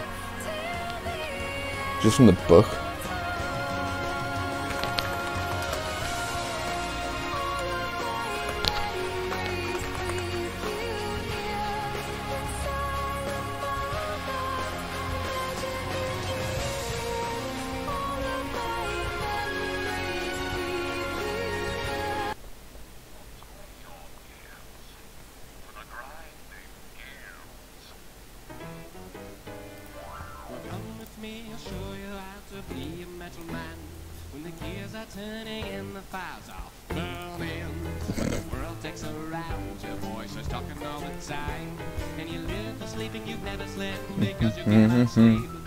Right, anyways.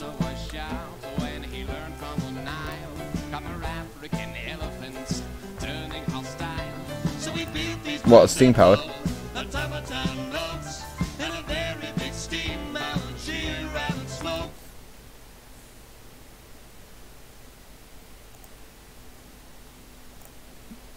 Well.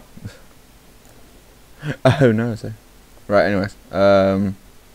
Still on there.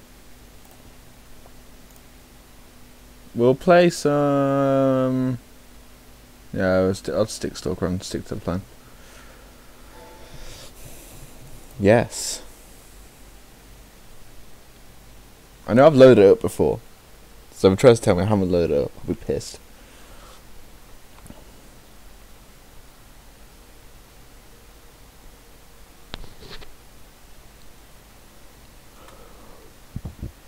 Fuck me.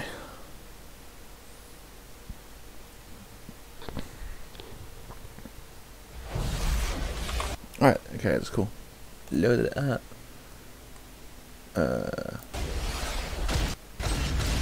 No one cares. Get out of here, blah blah blah. Thank you. Options.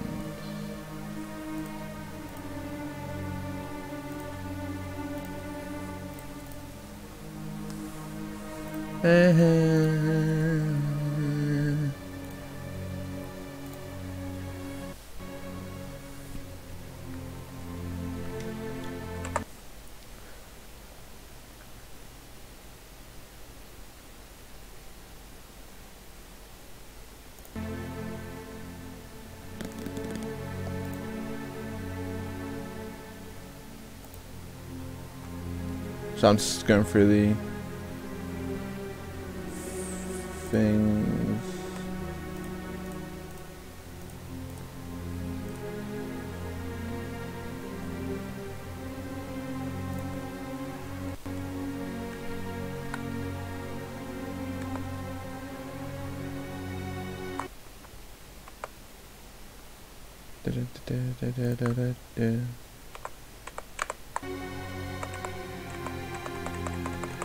Ah, fuck off. Oh, buddy. Screw it.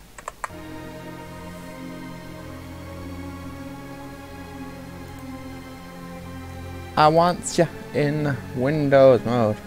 You fuck. So da da da da.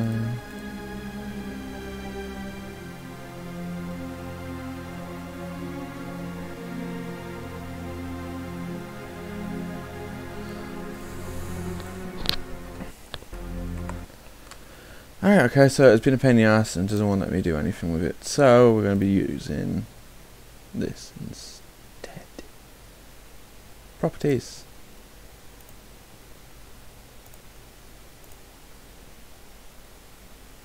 Come on.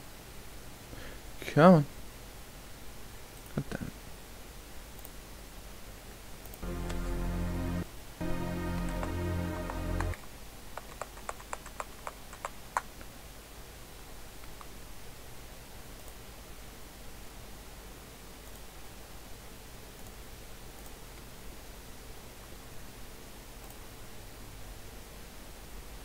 Why are you not capturing it? I do not. Oh God. Oh, right. Stream output.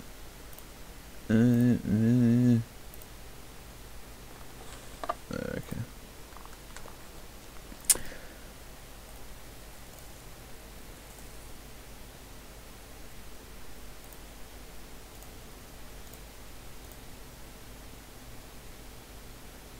Okay, so apparently it doesn't want to capture that, so it looks like we're not playing Stalker.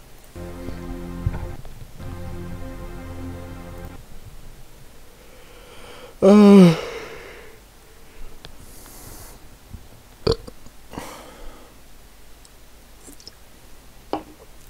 know what, we'll play some Eurotruck Simulator. That's what we'll do.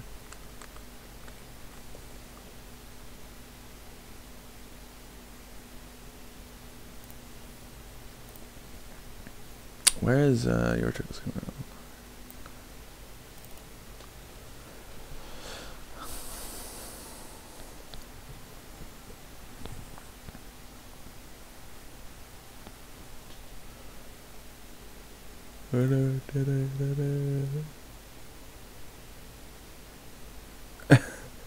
No one's playing CS Source. I already checked, don't worry.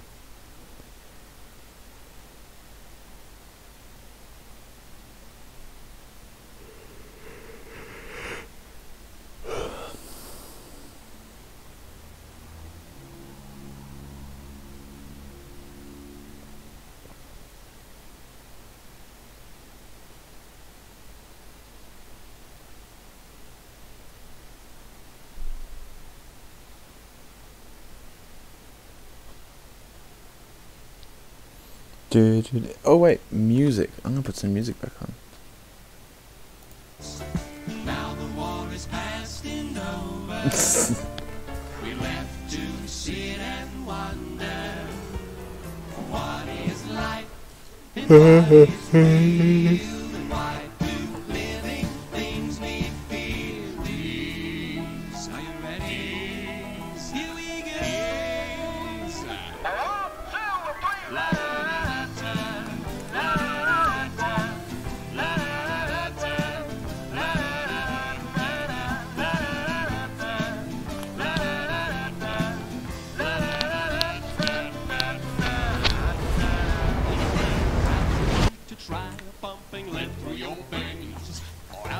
So and go that starts rusting. When your brain takes on stopping, your voice is talking all the time, and you live for feelings you've never felt because you cannot feel. And what is this leaking affecting my eye? 'Cause the oil that is dripping, mean this is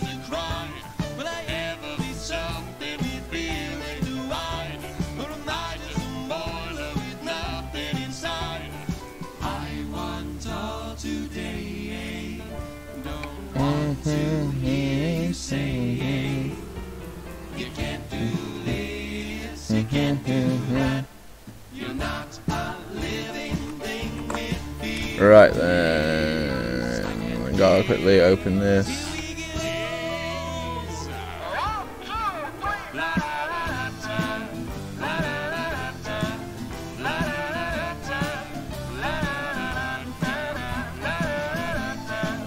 La da da da da, la da da da da.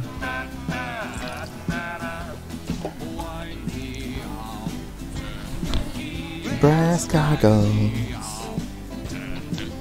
brass goggles, brass goggles, goggles, goggles, goggles, goggles. When he learned from old Nile, couple African elephants were turning our flags. So he built these wonderful automaton floats and a very big steamboat. She ravel smokes. A very big steamboat. She ravel smokes. A very big steamboat. She ravel smokes. A very big steamboat. She ravel smokes. Right. A very big steamboat.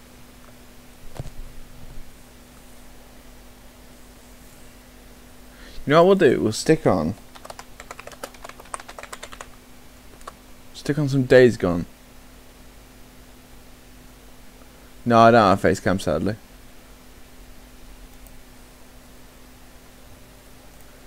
If I had a face cam, I'd be like, yeah, sure, let's just react to some shit. But sadly, I do not.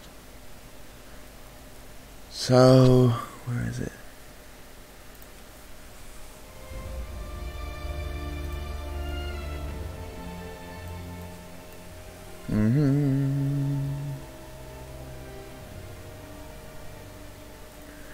Hello and welcome to a special edition of the Game Informer Show podcast. I'm your host, Ben Hansen. Today we're talking all about Days Gone with the game's developers. We have 3 developers from Sony Bend on this actual episode here. We have creative director John Garvin, we have Christopher Reese, who's the studio director, and then we have game director Jeff Ross. So how this works is we have a bunch of questions from the community. We're going to Skype them in, have them answer a bunch of different stuff. We're talking about the gameplay, specifics on the lore, the world, comparisons to other games, everything you'd expect. So there's a lot of new answers about Days Gone, so thanks for tuning in. Okay. Without further ado, here's Sony Bend. John, Chris, and Jeff, welcome to the Game Informer Show, guys. Hey. Hello. Yeah, it's rare we get 3 developers on one of these podcasts, so I'm expecting just a fountain of knowledge to pour out of you guys. Okay. Between the 3 of us, it's really just one. And I would lower your expectations on it. Okay, yeah, great. You're not getting 3 times the incredible here. You're getting 1/3 each. Hey, we'll take what we can get. All right, out of the gate, it seemed like the overwhelming sensation. Right, I'm gonna quickly check. We're saying they're showing so much footage. Actually, know what I'm doing. Wild. And from my perspective, I also think it's a crazy bold. Can you hear the Why did you want to show so podcast in the background? gameplay footage so relatively early in the game's development? Well, I'll take this one. You guys can jump in. You know, it's a big game. It's like, you think we've shown a lot, but honestly, almost nothing you guys saw was outside of the first hour and a half of the game. So, so we wanted to whet your appetite. We wanted people to know a little bit more about what the game is, because we've gotten that question a lot since we announced in 2016. Questions like, what is this? Why do we care? Or, why another zombie game? On and on and on. We thought, okay, we'll show you that it's an open world. We'll show you that there's story here. We'll show you that everything we've been saying is kind of true, and just give you a better look at it. Yeah, for sure. I mean, did you guys read a lot of comments? Like, I don't think they understand that the game still has a lot of time left in the oven before it ships. Did you read a lot of comments and have any big takeaways or misconceptions out there about the state of the game? Well, the internet is very thorough, and they've got a keen eye. And they point out a lot of stuff. And they're very critical. They've got their opinion. Can you hear the podcast in the background? The evidence is there. We're still working on the title. It doesn't mean that we still don't want to share it and kind of sort of communicate the breadth and the depth of the game. But it's, it's alpha software, and we're trying our best to fix all those things. Yeah, so it's still early days. Yeah. Early days. And definitely we want everybody to know is that we're aware. It's not like we didn't see any of that before we showed you guys. Okay. That's why, we love having the alpha footage on the video. It was sort of flashing. It's sort of disclaiming. Right. I should have put it in pink or neon or All right, something cool. there just to make it come through a little bit louder, I think. But still, that was Tell everyone thank you for pointing out every single glitch. Right. Because it's very helpful. world is your bug fest. Alright, just misconceptions out of the gate. I also It's wanted an to give you email. a chance, John, Let's have a look. because I saw some people thinking that you were serious in the rapid fire question when you said the origin of Deacon St. John's name was the street you grew up on and your pet. That was a joke, right? People didn't get that reference. I mean, I got it. It's like that's like there's a game where you can create a porn name. Yes. Based on that, right? So no, that is not how Deacon St. John's name was. And by the way, another thing I want to correct: there is no town in Days Gone that has 800 people. I was talking about the real town of Marion-Fort has like 800 people. Well, that one got me. I thought you were. Comments that you're gonna find a big metropolis in Days Gone. Dude, the world is ending. That's not gonna happen. I was convinced that you were serious on that one, John, and I was. Yeah. Marion-Fort is a real town, and it's got like. Well, as well. Oh my God! All right, this is already Days Gone. Marion-Fort in Days Gone has 0 people in it. It's an abandoned town that's full of freakers. Okay, maybe 800 freakers though. You never know. Okay, here we go. User questions. Here we go. Then Tom was like, a question you're gonna love, John. Here we go. So I gotta get myself familiar to the things again. Brake, reverse, steering left, I mean, this is an honest pitch from Jeff Ross. At the end of the game, a helicopter lands, Gabe Logan comes out in an iron lung and says, "Boy, I've been watching you." That's totally Oh, sorry guys. Ah. I mean, since Sony owns it, are you tempted to put in some Easter egg for Second Filter fans in there? We're not going to answer that, but don't think we haven't thought of it. Alright, cool. I've got everything. Got everything I need. Yeah. Here's a classy name here. Avanta Tinkle asks, is Deacon going anywhere in particular? I mean, he has a bike, so who in their right mind would just stay put? Yeah, of course he's going somewhere. This is a 30-hour game with an epic journey, and it's a physical journey as well as a sort of spiritual and emotional journey. And so, yeah, he starts one place and he ends up someplace very, very different. But not just emotionally, but, I mean, he's not leaving Oregon. Physically as well, yes. Oh, interesting. Well, he's not leaving Oregon. His heart is in Oregon. His people are in Oregon. The whole game is in Oregon. The whole game is in Oregon. Oh God. He's going all around this game world. There we go, that's what I'm to do. The final upgrade for the bike is just jetpacks on it. I got it. Yeah, that was a question, wasn't it? I didn't include it, but it could have been. But are you ruling out flying in this game? Yeah. Queen Basti says, are there landmarks and areas from real Oregon, or is the whole map fictional? Oh man, it's Oregon themed heavily. I mean, Oh God, I just realised the frame rate. 1 second, I'll quickly change it. Change some settings to get to 60 FPS. Oh God. They totally recognize the entire mountain landscape. It's really, really cool. So it's authentic. It's Disneyland version of Oregon. So a lot of things are a lot closer together or arranged a little differently. But yeah, this is Oregon themed through and through. And here's an interesting fact for you. So one of our collectibles is called historical markers, and one of our narrative designers, Elise Lemoyne, went through and researched like all this messed up stuff that happens in pioneer history in Oregon. And I'm telling you, if you don't know about it, it's pretty messed up. It's like you can find cabins that were murder houses and caves where doctors, do experiments. I mean, there's just all this messed up stuff, and it's all real. So when you're looking at the historical markers in the game, that's all real history based in this area. So we're gonna become Oregon experts by the time we finish this game. I hope so. All right, that sounds good. The world needs more Oregon experts. Rhino Shark Studio says, how many breweries are left in apocalyptic Oregon? Well, you've seen how many beer bottles there are. That's true. Exactly. That's true. There's at least one. Okay, at least one. Bus Waxer 25. Cool. I have no idea. Have any other games significantly influenced the world design of Days Gone? Like, what were open world the games you were looking to for inspiration? Oh man, I think Red Dead is. I mean, I think that you can see that through and through. There's, Days Gone was spare, but it was also very specific and beautiful and inhabited where it was. And you mean Red Dead? Yeah, what did I say? Oh, that too. But yeah, Red Dead was a huge inspiration when we started making this game. And I have no idea what the frame rate is. we started making it 5 years ago, so it was a lot. Oh boy. I have no idea how that's looking on your side. You know what I'm gonna do? Give me a minute. I'm gonna quickly end the stream and I'm gonna change some settings. We did. There's some comparisons. Oh, it was just one that my friend made for me. It's just like a box standard one, basically. Right, anyways, I'll be back in a minute. It's gonna change some settings real quick.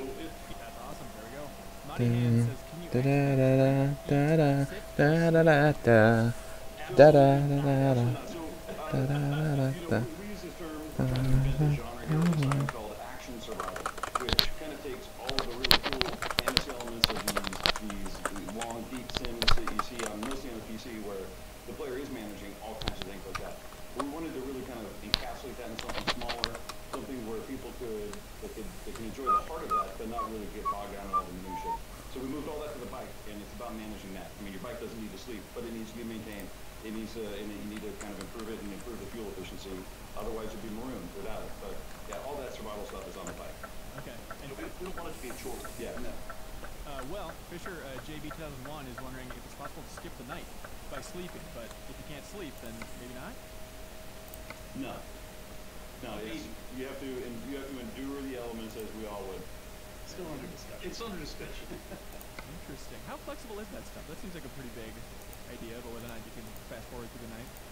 It would have a huge impact on the game, which is why it's under discussion. Under discussion. Yeah. Gotcha.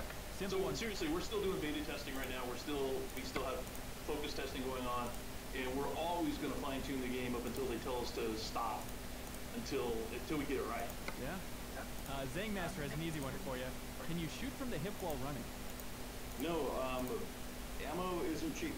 So we really want the players to be able to place the bullets where they're aiming, not where they're carelessly pointing the gun.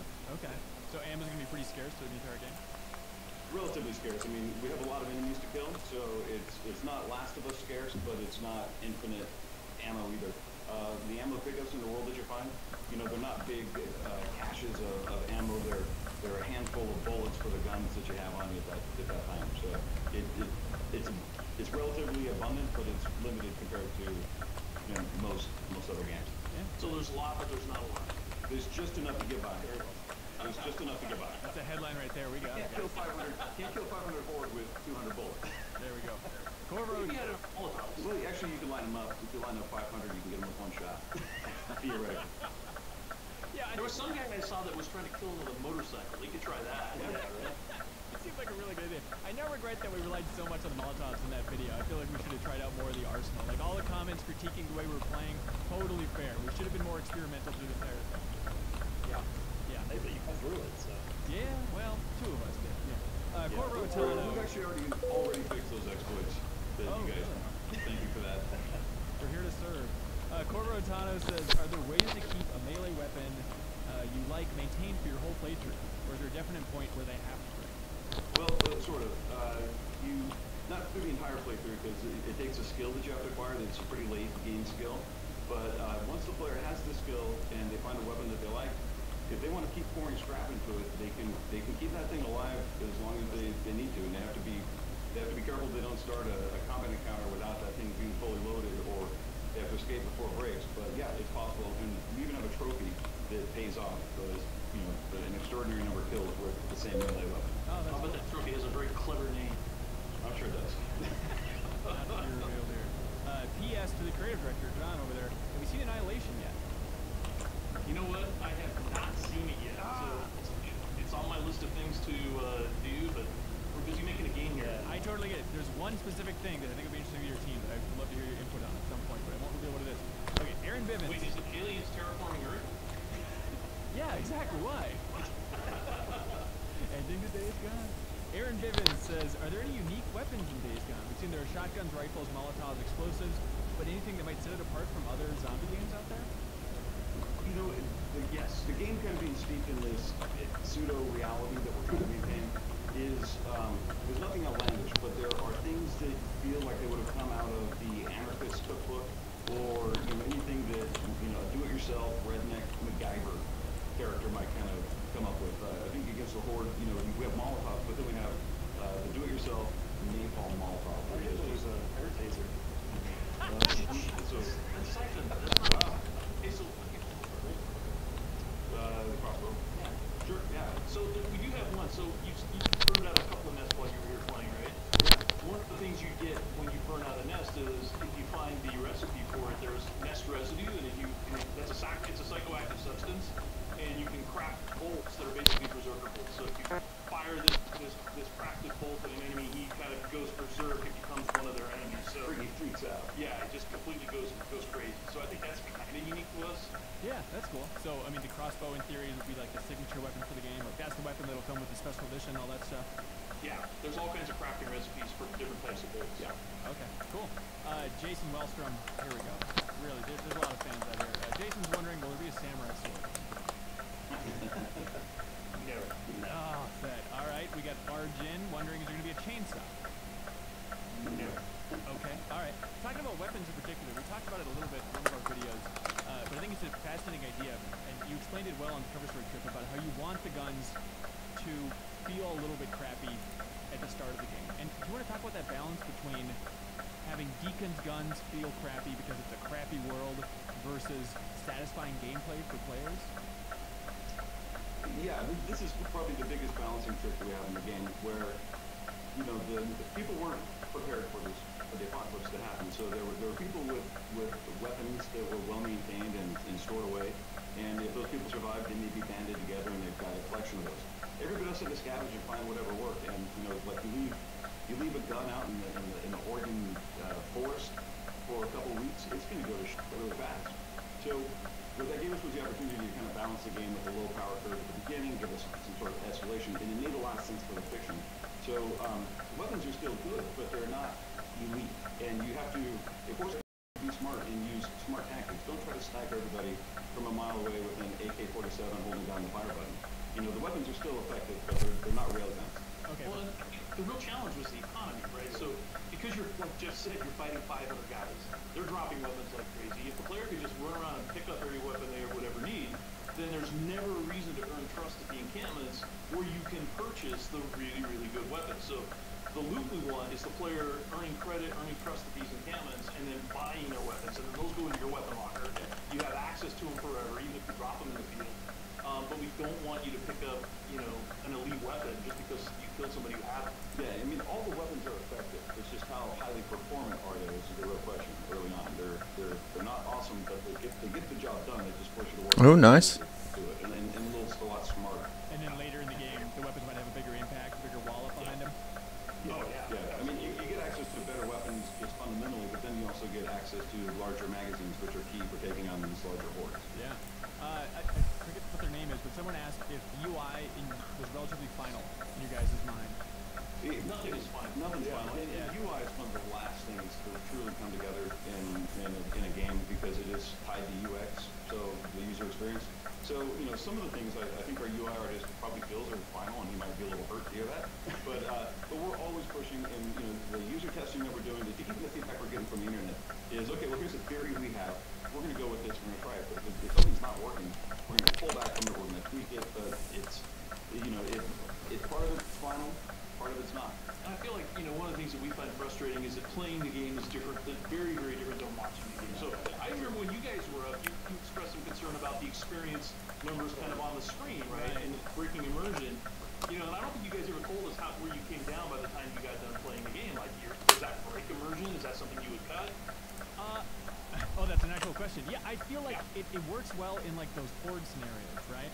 But I think early on in the game is where it really stands out, where you're in the tunnel shooting and it's like, wait, what is this? XP? Numbers come floating up, yeah. Yeah, have seeing those comments change your guys' mind on which direction you're leaning? Alright. And we're back. Yeah. So, again, that's not something we had thought of, but... Yeah, I mean, if the internet wants to know, to look behind the scenes a little bit, like, why, one of the reasons why I stuck around was because it was great feedback for a kill in the distance, with in this world, you got creatures that run into the background, and it kind of helps people, preventing people from firing extra bullets into dead targets already. So, it was a bit of feedback that we think that we're reevaluating whether if our other feedback systems have come along far enough to where it's one that we need it anymore. But yeah, it does have a great moment with the horde.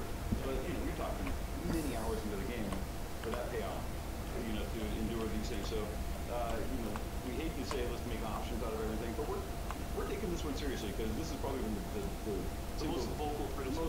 How expensive are they? We're not going to change everything just because the internet says it, but there's certain patterns that develop that trends stuff that you have to pay attention to. Yeah. There we go.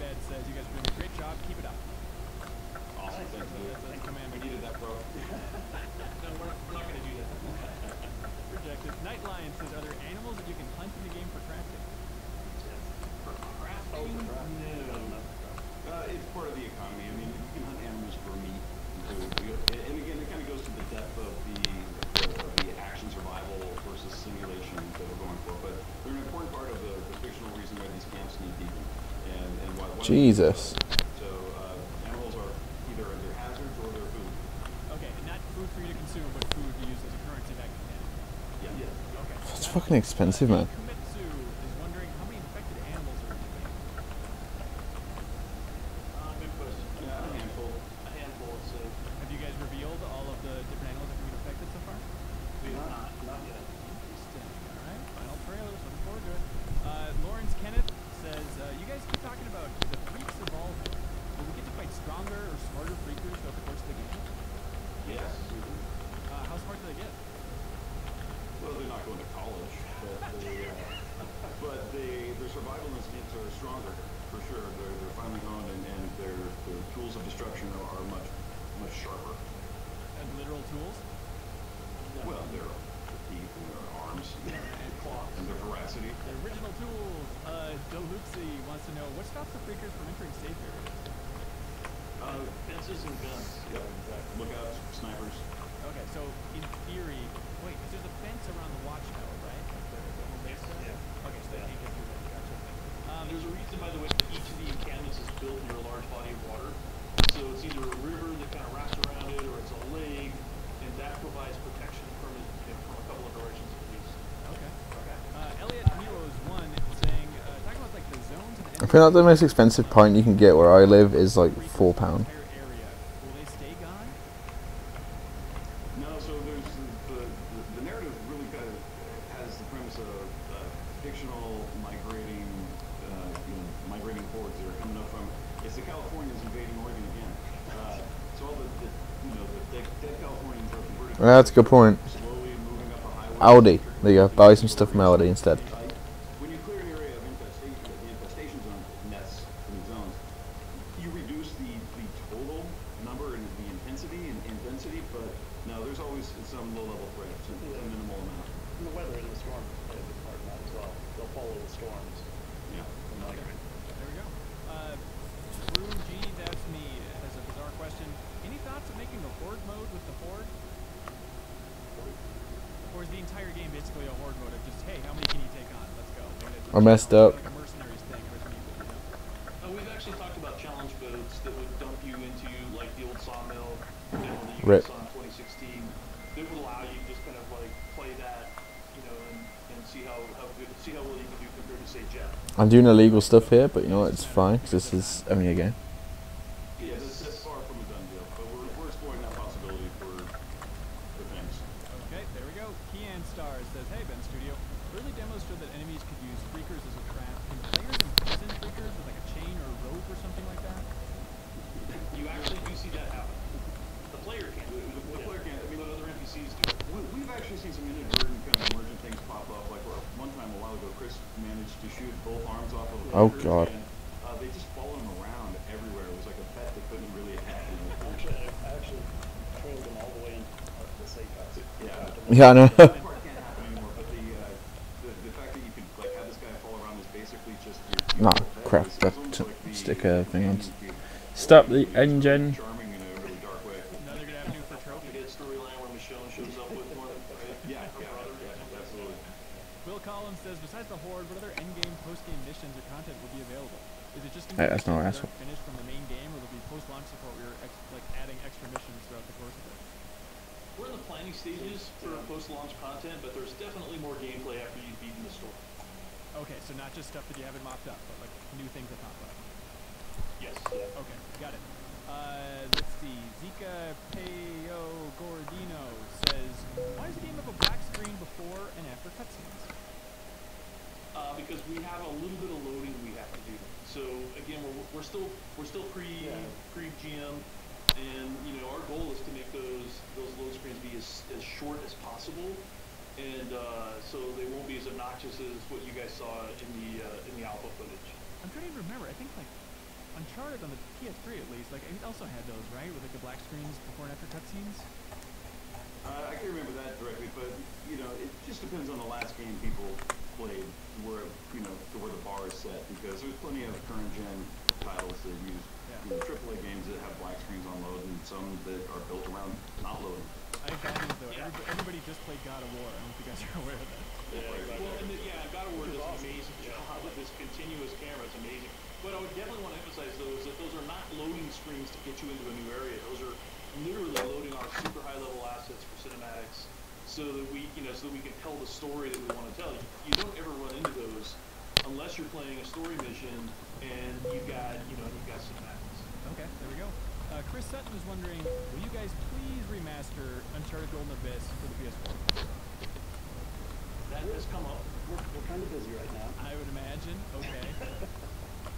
But I appreciate the interest though, because obviously we love that game. I would love that. That would be awesome. Do you think it would work without the Vita-specific gimmicks and all that stuff in there? Eurotruck Simulator 2. Gimmicks, those were hardware features, and yeah, the controller was pretty robust. Yeah. Okay. We actually have a plan for that. Oh, really? It keeps all of our gimmicks. Yes, it keeps all of it. Including the one you love, which is having to hold it up to a light. It's quite fun. I was explaining this because I was playing that game in the flight out to Oregon, and then everyone was sleeping on the plane, and it needed a light to read blind or shine through this parchment in Golden Abyss. I had to turn on the overhead light, blind the person sleeping next to me, and then hold my Vita or rub it up against the light. It was pretty cool.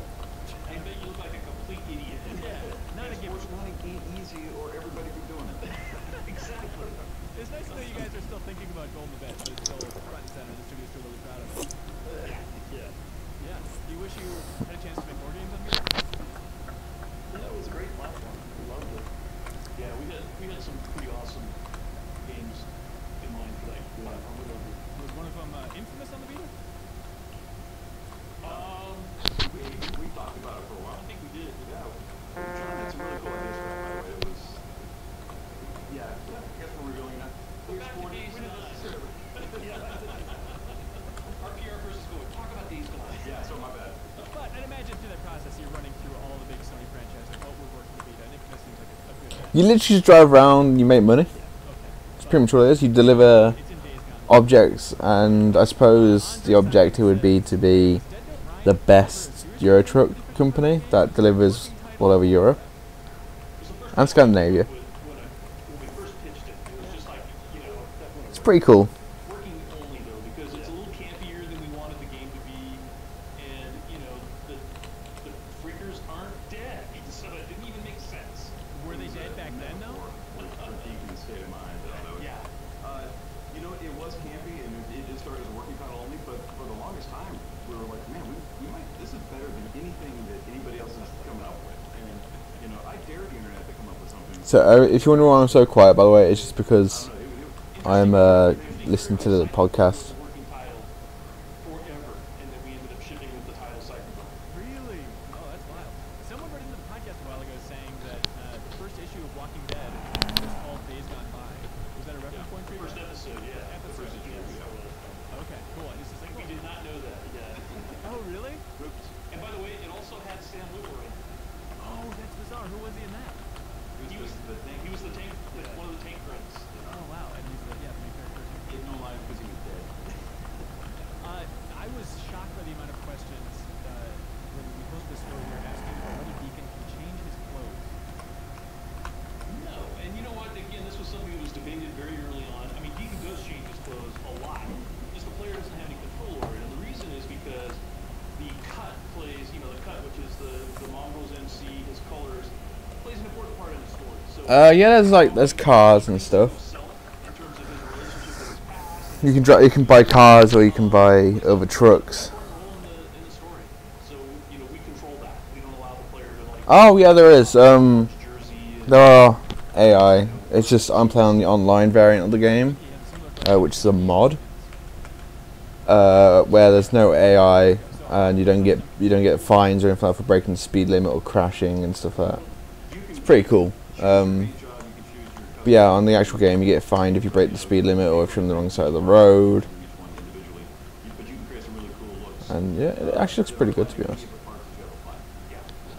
And you actually go all across Europe. Like I'm going to Calais in France at the moment.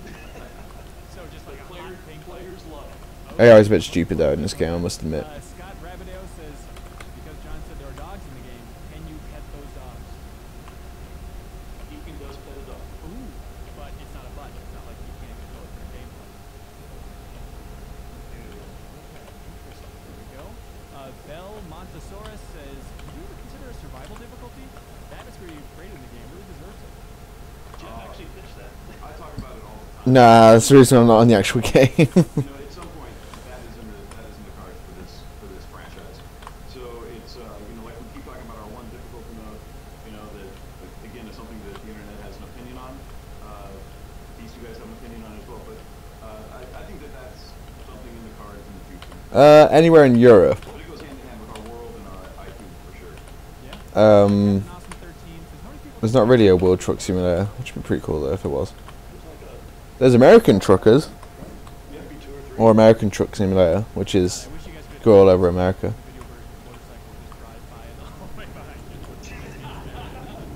Oh god.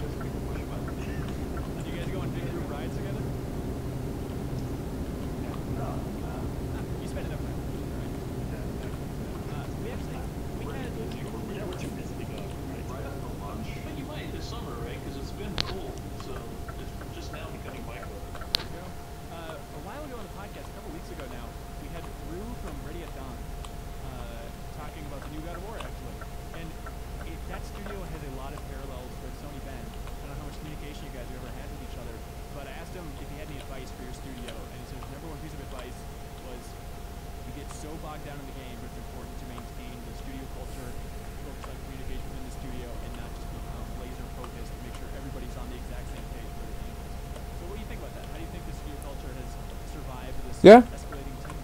Yeah, I mean, that's absolutely true. Have hazard lights as well, and I can do that.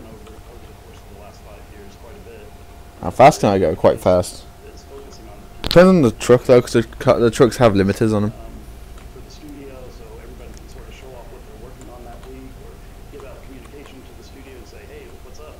I think this truck does 80, maybe 90, but I've got cargo, so I don't really want to damage it. I think that he has a luxury right now of kind of being a little bit removed from the Okay. order or from Daxter. Yeah. But we're in the thick of it, and I think that's good advice to kind of remind me, at the very least, to kind of pull back a little bit and stick to those principles for sure. So thanks. And we love those guys, by the way. We haven't really, I've never hung out for somebody really good. Yeah, but we've hung out with their devs, right? So they would come to GDC or E3 or whatever, just go down to the pub and have beers and just talk about game development. Those guys are really cool. Yeah. One thing your studio has going for you that Ready Time doesn't have, you guys actually have beer on tap in the kitchen. Yes. Well, just Bend, Oregon. There we go. Can't get away from it. Alex Marco 910 says, "What's left to fix? We don't have to wait until 2019 to play the game." Wow. What's left to fix? What's left to fix? Oh, fix. Polish is the word I would use. Yes. Yeah. Okay. Polish. There's a lot of polish left to do. And people are interested. I mean, it's a big game, and the ripple effect of doing one thing that changes another. You have to play the whole thing. I did message you. I sent you the link to the stream. Yeah, I remember that.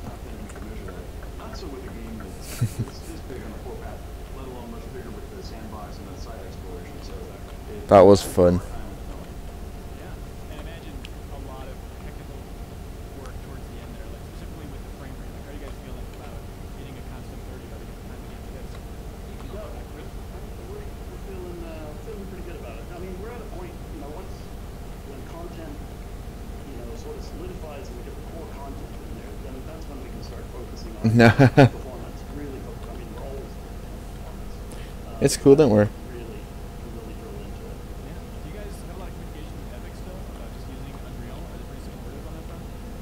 Yeah, I mean, we're constant communication. They weren't until Fortnite came out.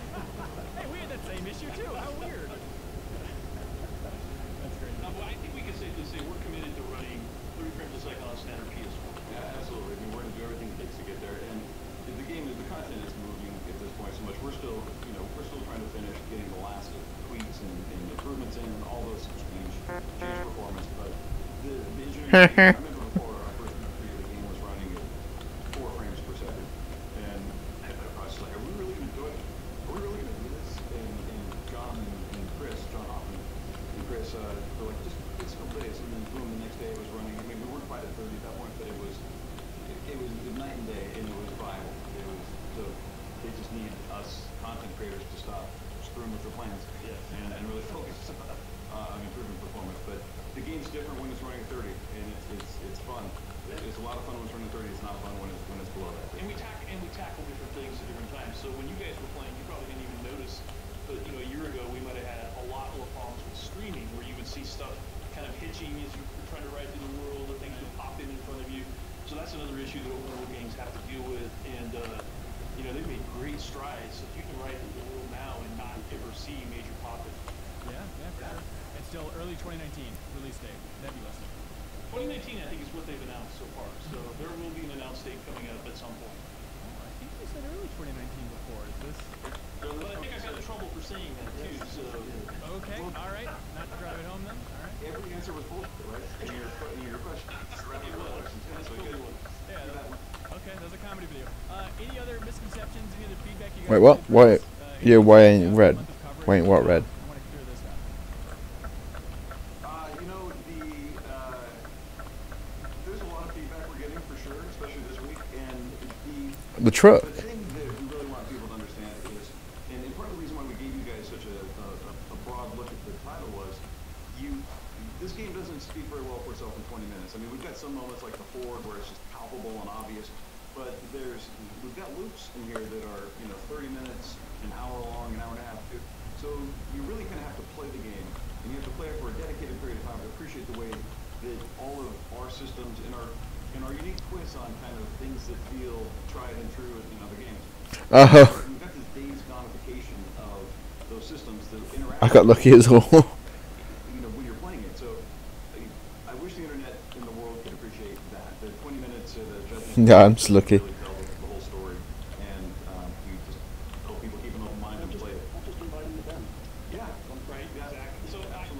So to me, the biggest misconception is it's not a story-driven game, and that Deacon St. John doesn't have a story, and that there's not an emotional center, and that and that the only reason I should care about this game is the Horde. And it's like, from my perspective, obviously, story is the most important thing, and it's just kind of one of those things where it's like, I think I talked a little bit about this to you guys when you were here. It's like, it's a 30-hour game, and I think the thing that's really great about our medium as opposed to others is that we have the luxury. I missed the turning. Story in such a way that if you're in the open world and you want to be on that path, you can be, but it's got to lend itself to players who want to explore and players who want to be immersed in the world, and yet still have these sort of carrots dangling, in front of you, saying, hey, come and check this out, because this is going to happen next, and then this is going to happen next. This has serious repercussions, and Deacon's going to start a quest, I promise you, that will change his life, and will change his view of the world, and will change how he feels about the people around him. And so, to me, stories have always been about people and emotion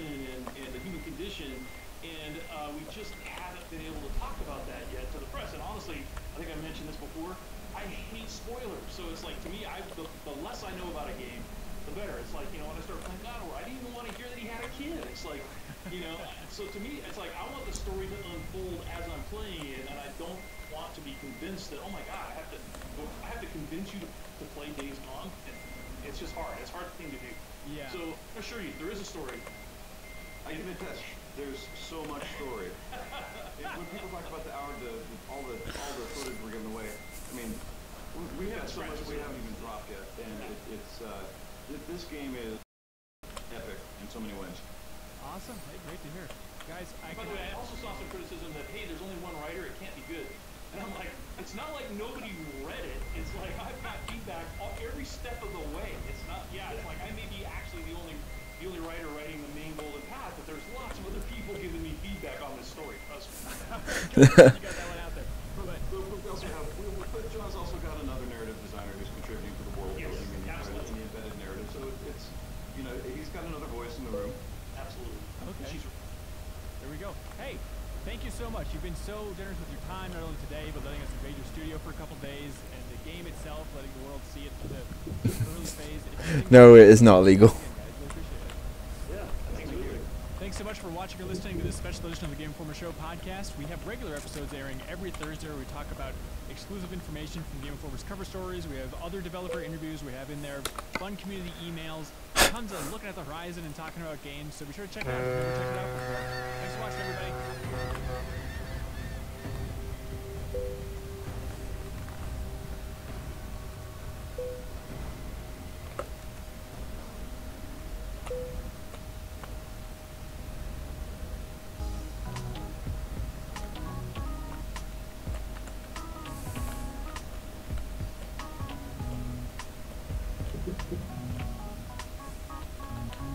No. Welcome to the Game Informer Show. I'm your host, Matt Helgeson. What the hell?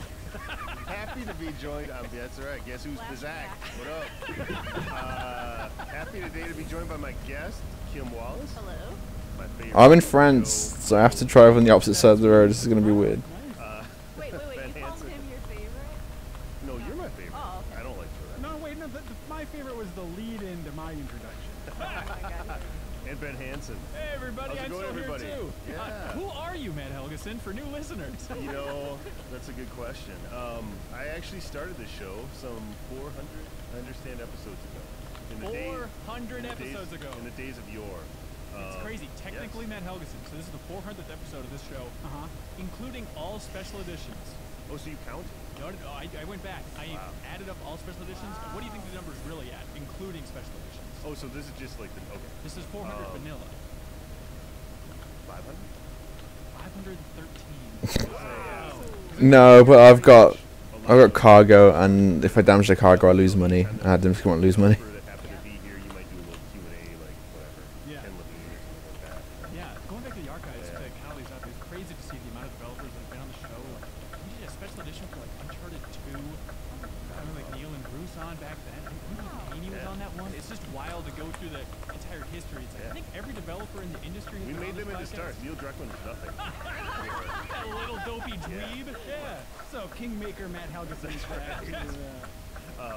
Well, yeah, most of Europe does drive on the right-hand side, don't they? Pro Tools in like 12 hours, and like it wouldn't export right. And I had two friends, shout out to Neil Weir, John Miller, that like do studio stuff, and I was on the phone like having them like walk me through Pro Tools, and how to like literally export a file and like set up a project and stuff, because I had no idea. And then uploading the file was a piece of cake after that. Oh yeah, a piece of cake on the website. Just the best. So Hanson, how long have you been the host? Well, or how long has Matt not been the host? You know, I honestly exactly almost 3 years.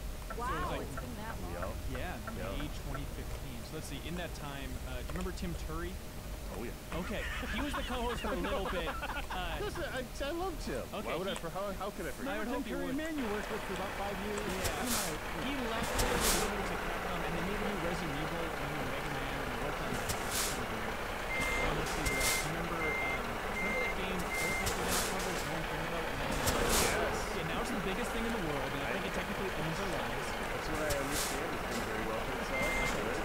Remember Leo Vader, like that little kid, he was at a concert. Oh yeah, he was like Leo Vader was in a very popular band called the Yeah, they were hot. They were hot. So we decided to hire him. He's knowledge. To have him on here. So he's in the booth right now behind you. We actually thought we were hiring Shusha. Yeah. We desperately needed him. Yeah. Also, let's see.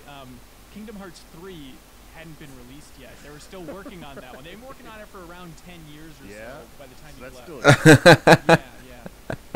On this episode, we're diving in on a lot of stuff. A little bit, yeah. Kim, you've actually played it. We're also It's real. It's totally real. We're going to talk about what it's actually like to play that game. Also talk about Call of Duty Black Ops 4. We'll talk about Battlefield 5 next week. I'm stoked for the single player. Yeah, we got bad news. Sorry, I'm trolling. You got it. Battlefield 5, we'll talk about next week. Hopefully Matt Burtz will be here to talk about actually playing that game. He should be. But let's see. Detroit Become Human. We're going to talk about that. Kim reviewed that. Joe's been playing that. Dark Souls Remastered a little bit. Emails in the middle of the show, which Helgeson will come back and join for. Absolutely. Fantastic. And then back half of the show, E3 predictions. Remember how fun that is, Helgeson? I forgot. It's kind of weird. I've lost the like E3, you know, like. If I'm not like stressed out. I'm being impressed with your work predictions. More or less unplugged. You can hear the fucking turbo, Jesus. Yeah, alright, but let's start with Detroit Become Human. Biggest release this week. I'm glad to have you here, Matt, because you actually reviewed Beyond Two Souls for us. I did. Do you remember what you did? I think I played Heavy Rain as well. I think it might have been the second. Okay. Okay, so Detroit Become Human. Here's what it's like in the office for everybody. Is I feel like there's a lot of whispering and murmuring about like you won't believe some of the stuff in Detroit Become Human. It gets weird. It's exactly as David Cage used to imagine it.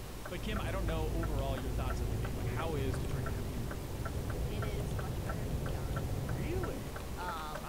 It's the thing with it is it's a really engrossing game. Like you get captivated by it very quickly, and it's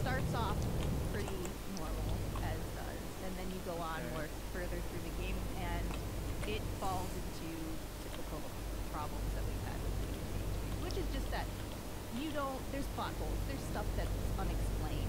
But what's amazing about it is, like I said, the scope of Because realism, Edward.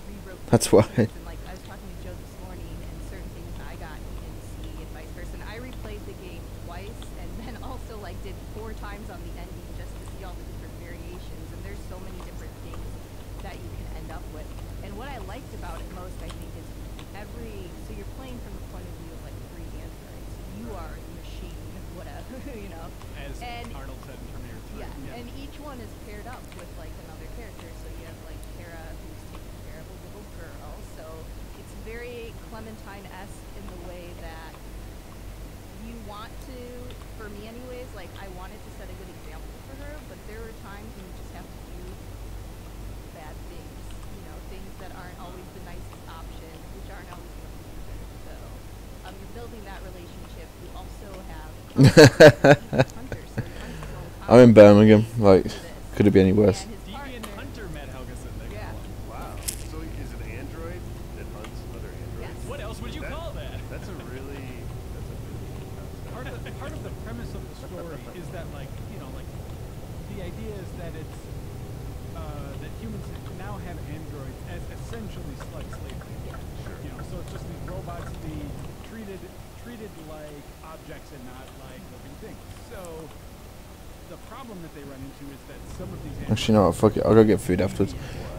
yeah, so they're feeling emotions and acting out. Can we just talk about the elephant in the room here? Because like, I was actually gonna get some food right now. Go get a burger or something, but I'm gonna finish this job first. I'm gonna go on site. I'm gonna stick on a different scene where I'm gonna be watching videos, maybe. that in the ways it overcomes is in like in the ways that it presents the characters, but not necessarily the situations. The situations are anything that you've seen in any of those things before, but add a super heavy-handed and artless implement like parallel between the civil rights, Which I didn't love. and there's a lot of that throughout the entire game. It's like a big deal. It's there and it's not. And funny enough, playing again, there were some parts that are like really heavy-handed that I didn't see. But so sometimes when I play through it and not get as many references, but it's still there. It's very much there. The buses have a special compartment in the back for androids. Yeah, it's I mean, not. it is not subtle. Well, look, I don't even. He's not a subtle writer. That's exactly it. Like, if that concept, like, somebody could do something interesting with it, but with just that emphasis of dialogue that I know and kind of love from some previous David Cage stuff, is that just ultimately what deflates the entire I tried. Or Joe, you mentioned like the character. And that's what I was trying to talk about before. That these hearings of these characters and what they go through are just really intriguing in general. It's like even like with Connor, hunts his own kind. He's got Hank, who he's detected with, who just hates machines, and you'll find out if you why that is. But I bet you could guess without even playing 1 second. but it'd be like they have a good like you know, love-hate relationship going on. More hate than love on Hank's side, but he's kind of a drunk dealing with a lot of stuff. Hank, by the way, who is played by actor Clancy Brown. Yes. Which is awesome. And he's like one of the best performances in the game. Like I have to give him a shout out for that. It did everybody did really well. Kira, Valerie. thank you, Valerie Kern. They also, in a totally brilliant move, have cast Lance Henriksen in a game about androids as a human. See, you guys, it's not entirely predictable. Come on, everybody. Yeah, it's basically what you'd expect from a David Cage game, right? Yeah. You have chase scenes, you have investigation. Quick time events. Yeah, I tried. Didn't go very well though. Fights, dialogue options, and going down, making different choices to go down different paths. So sometimes. Can I ask? Because I did do a little. So I know there's this like kind of flowchart thing that basically shows you, I guess, all the opportunities that you missed, or and all the different ways you could go down the path. Was that? I was a little torn when I read about it because it was like it almost kind of demystifies the experience, but maybe it's cool. Maybe it means you see more of it. Yeah, he said he did that because he wouldn't quite believe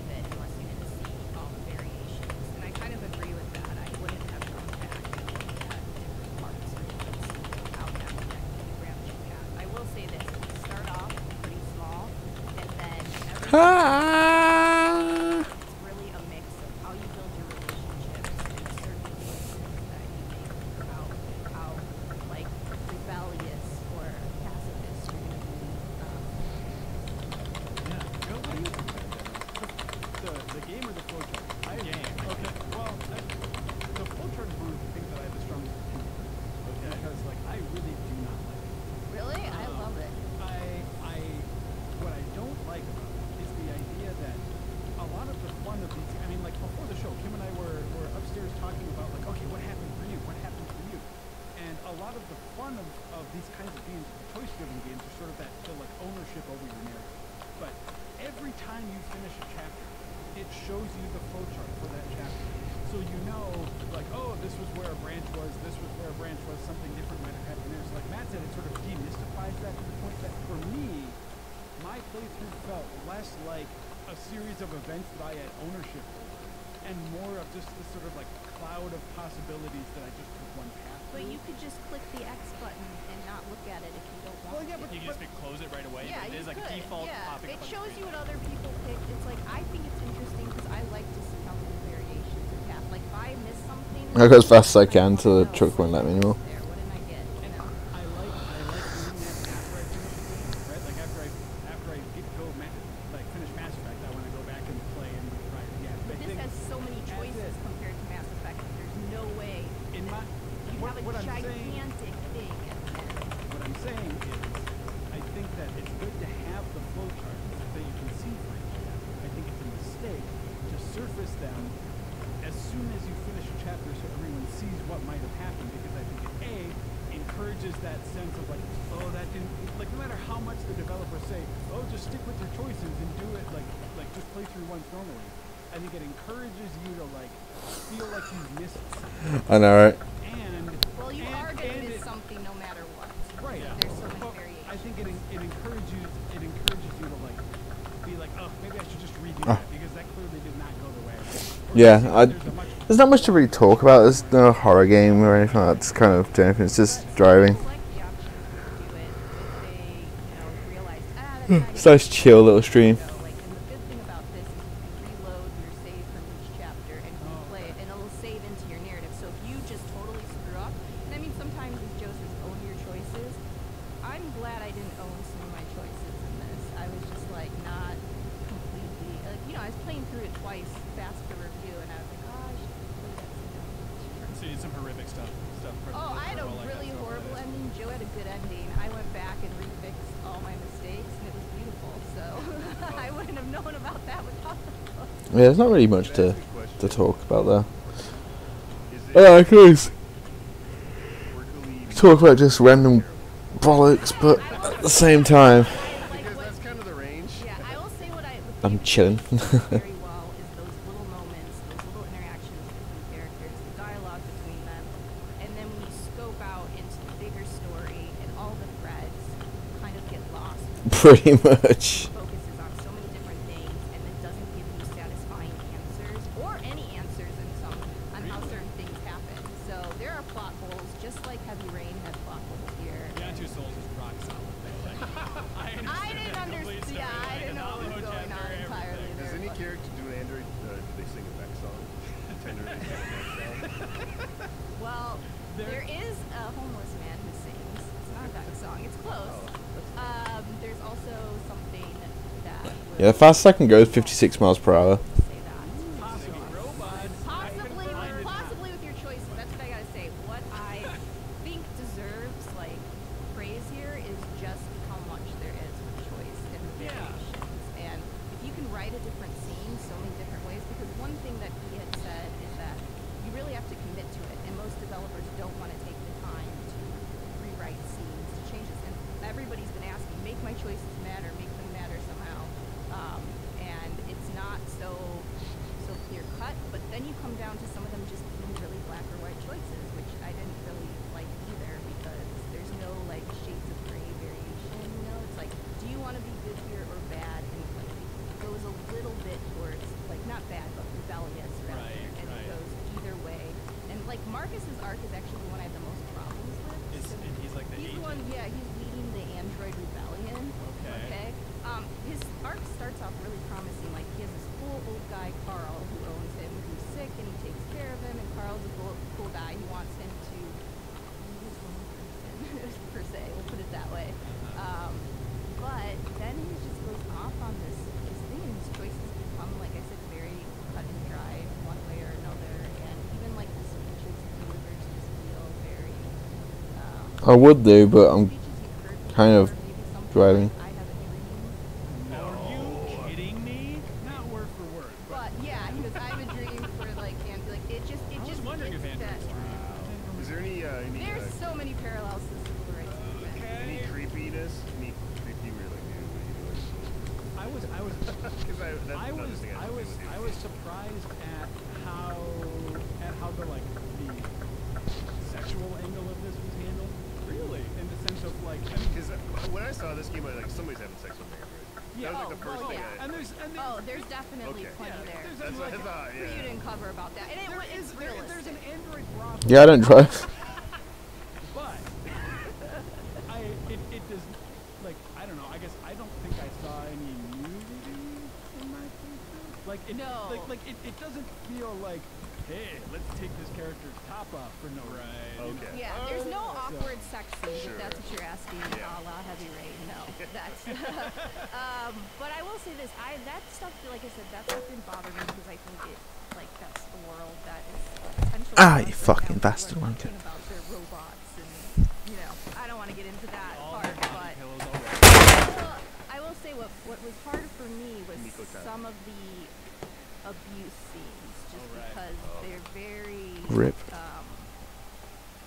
The game, and there's other issues too that the game tackles. There's stuff which is very dark, some of the paths you can go down, and some of the things that happen. And like, while I think the scenes like do their justice and definitely show like this is motivation for this character, this is why, all of a sudden it becomes like every character wants the worst possible thing for you at certain moments. Was and it just disturbing or just? Yeah, I mean it's disturbing. It puts you in a situation like what would you do kind of thing, watching something like that in front of you. But Lol. to say the least, like I don't think those topics are like exempt from being explored in games. Definitely not. No. Yeah, I definitely think that they need to be handled with care, and I think they did for the most part. But sometimes they just felt a little over the top, or like I'd see like after school especially kind of like. Right. I mean, Okay. I think that Cage in general has the ambition and attention in some ways to like deal with serious subjects in games that maybe exceeds his ability as a writer or a conceptual artist, in my view. You know what I mean? I think that there's definitely people that have games that have done a much better job, in a more like subtle and real way of like dealing with. My phone's off the opposite side of the room to me.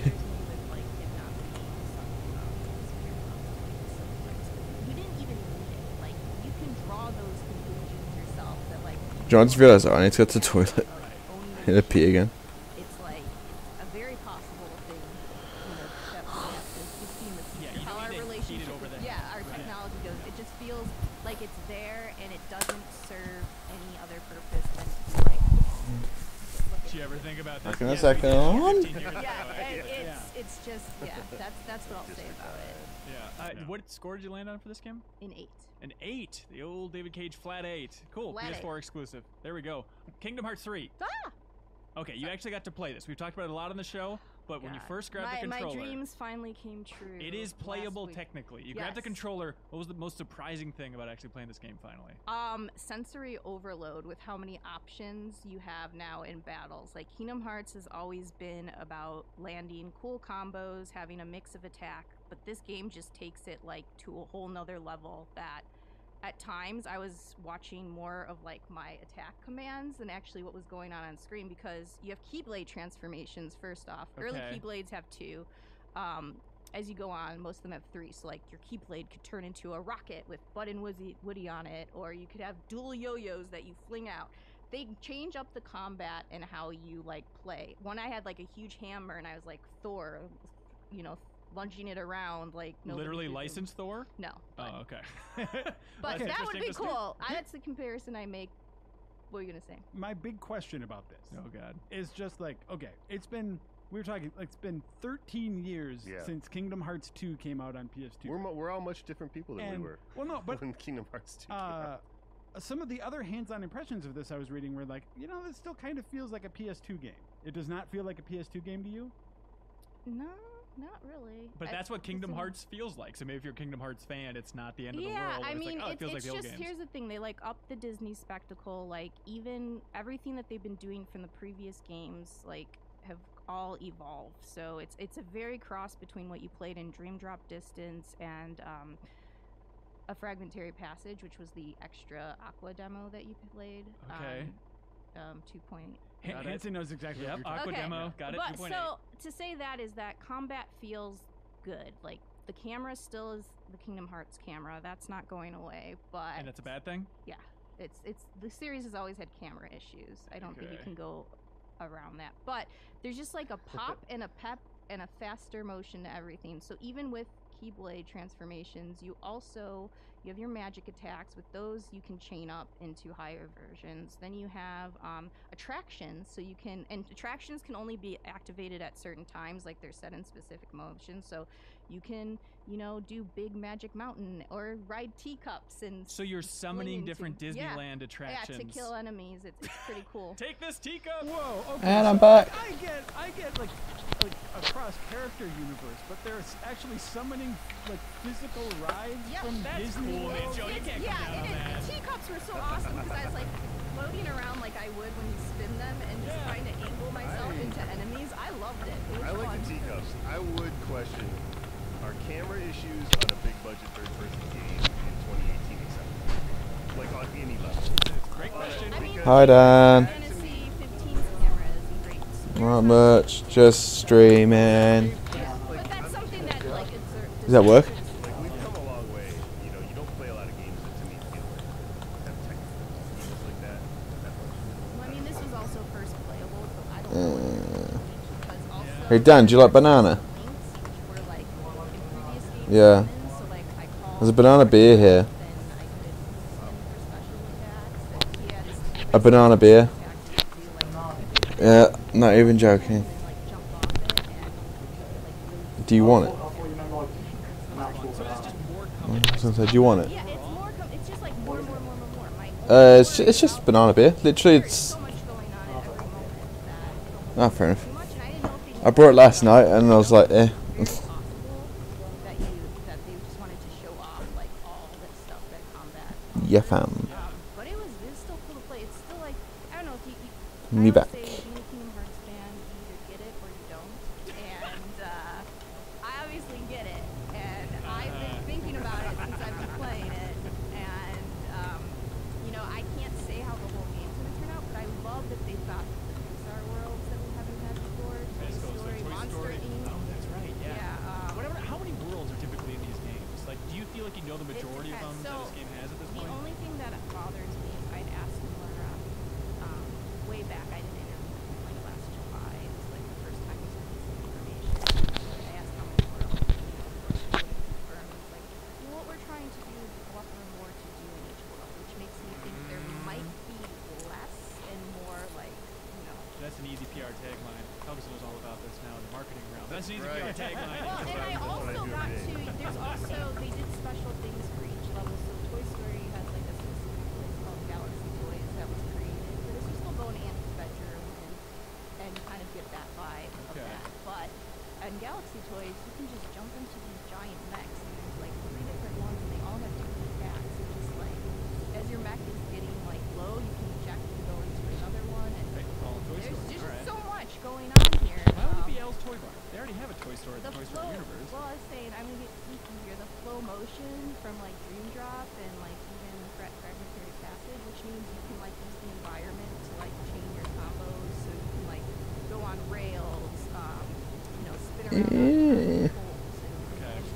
If you didn't know, by the way, they're currently talking about Kingdom Hearts 3 in the podcast. So it seems like from the perspective of a long-time Kingdom Hearts fan, this game is exactly what you wanted to be. I don't know if it's gonna be. I only played such a short bit where like I have some concerns, but I'm also like thinking about it, and I think that's a good thing. I don't think this game has so much expectations and stuff weighing on it because it's taken. I don't know how they're gonna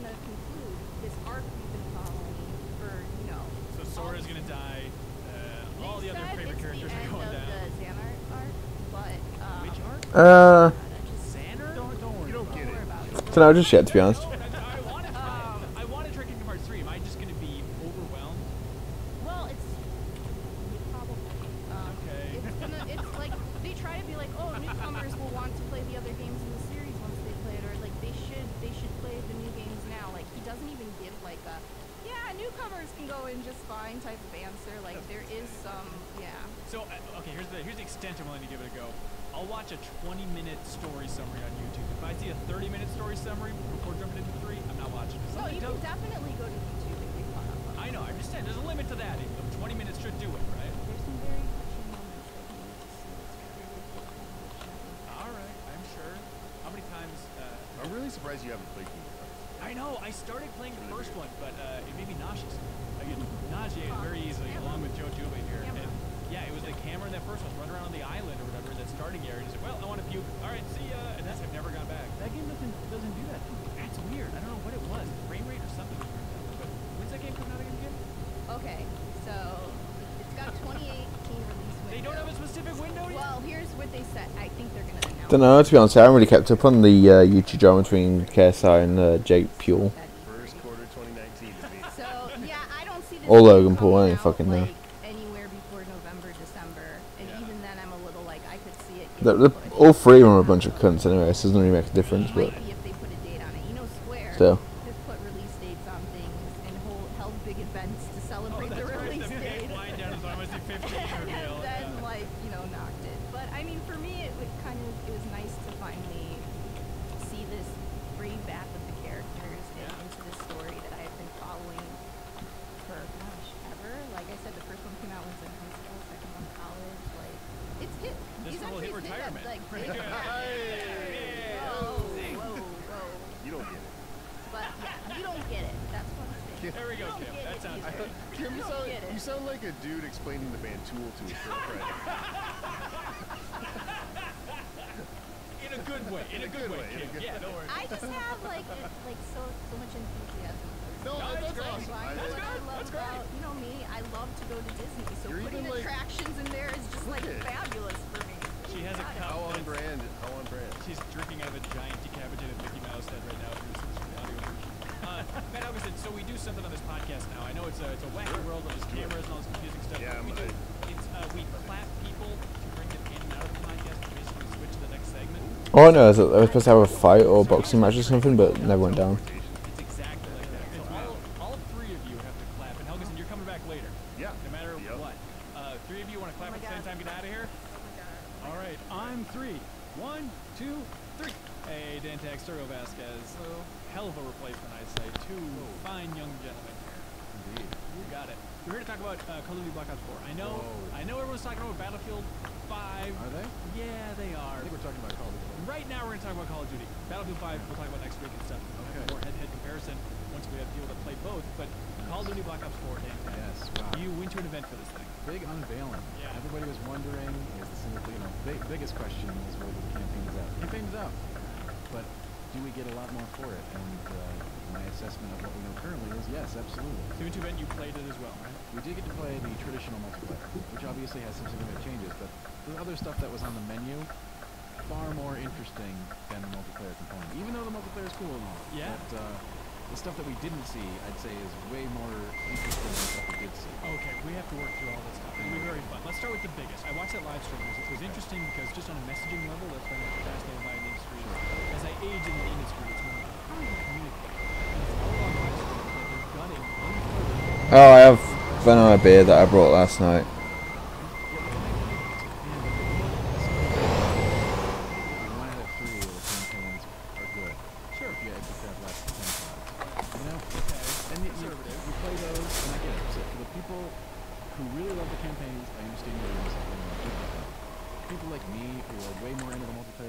This is just like I'd much rather have this product.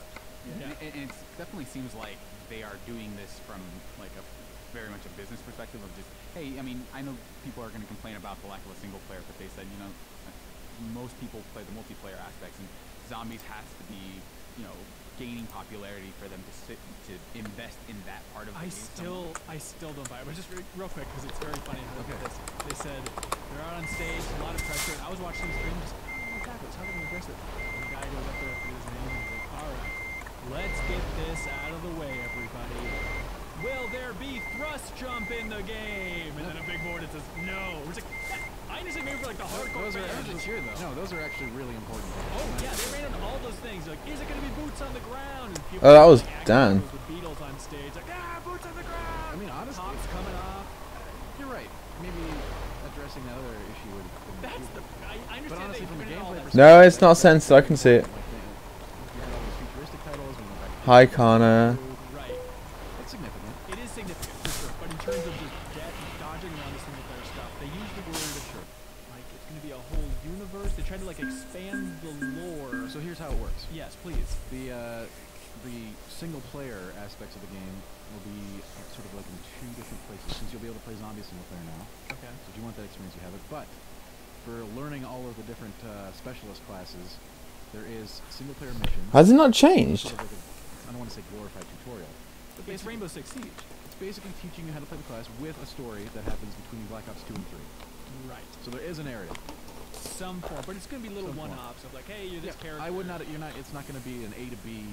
Yeah. You know. I mean, do you expect people to buy this game and just be satisfied with, you know, in the same way that people would just play the campaign, just kind of call it a day? Do you think people can go into this Here's one? the thing. Like, I know people hate me for this, but I don't understand the person who buys the Call of Duty game and just plays the campaign. There are and lots of puts it people who down. do that. Yeah, I know. 100% me. I don't get it, and we're coming. That's cool, and I think that that's awesome that you love it. But now that we're adding a crazy amount of zombies with ways to get people who don't like zombies into zombies, I doubt it. and Wait, am I multi-streaming? they told us explicitly what's there, Yeah. what's on tap, difficulty modes, difficulty settings you can put on easy, and a rush mode so you don't have to do the puzzles.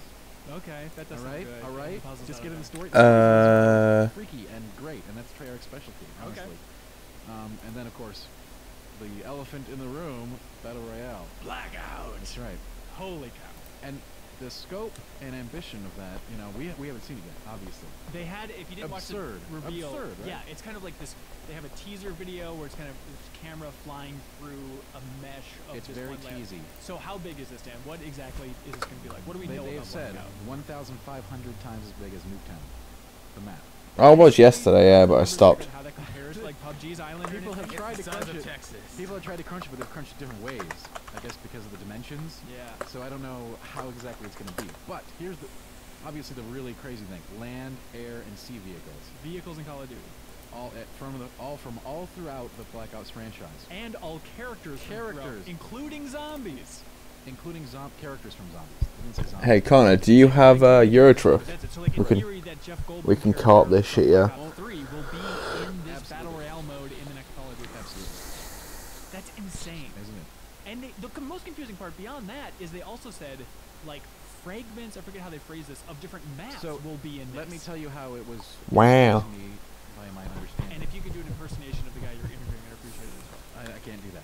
But I can tell you that it's not going to be like, you know, with the taking actual slices from the map and putting them into the map, so you're walking around on that map. It's more of like inspired locations.